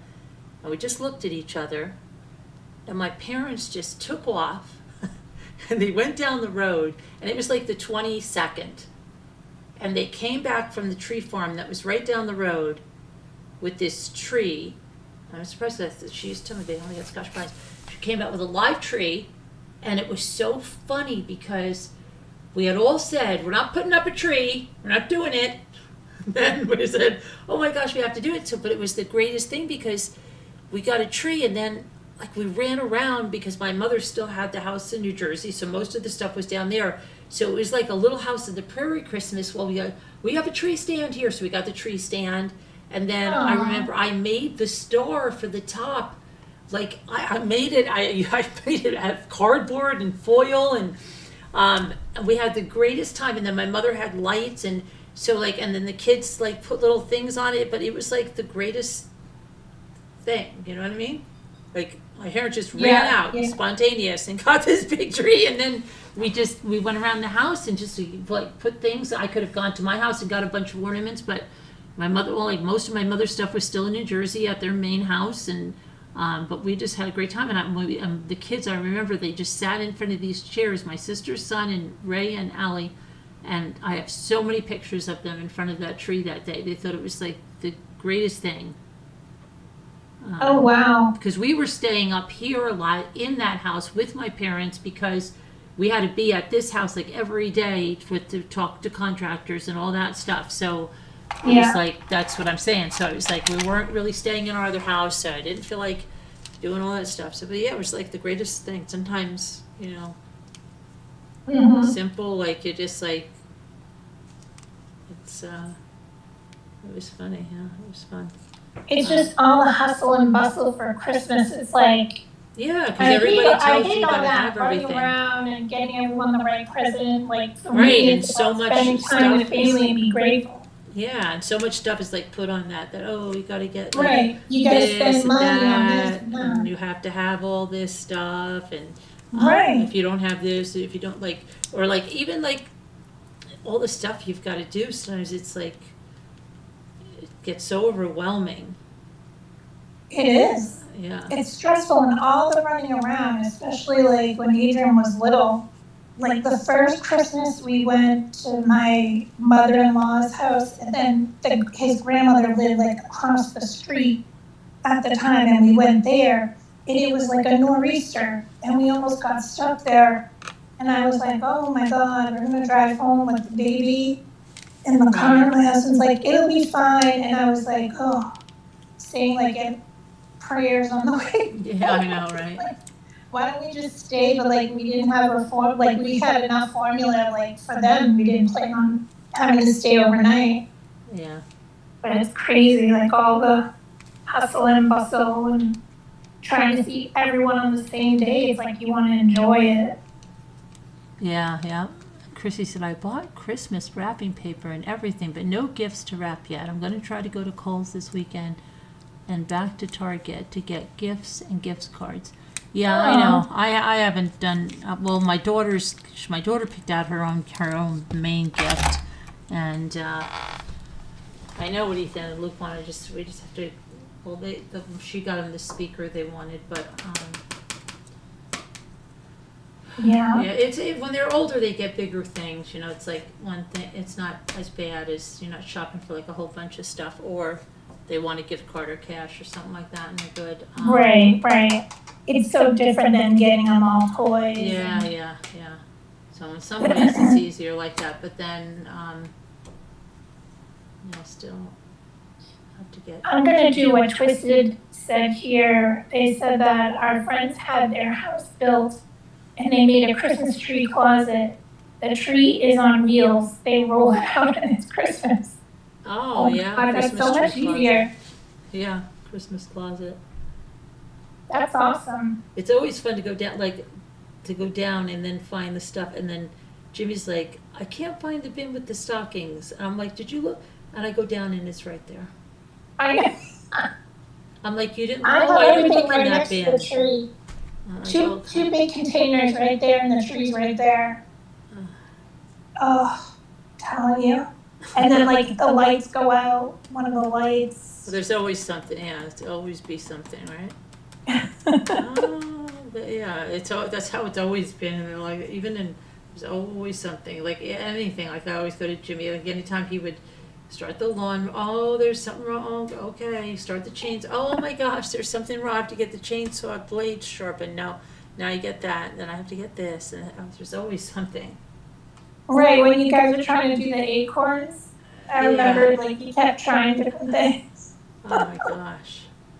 And then it's funny, that's why, and then I got that little chainsaw, and then Michael used it to cut his tree down so fast. Oh yeah, that's I'm right. like, well, that's good. Glad I got that. Multi-purpose use. I'm glad I got that. Yeah, and everybody uses it now. I'm like, well, that was supposed to be my thing. Okay, yeah, everybody uses it. That's like, oh my gosh.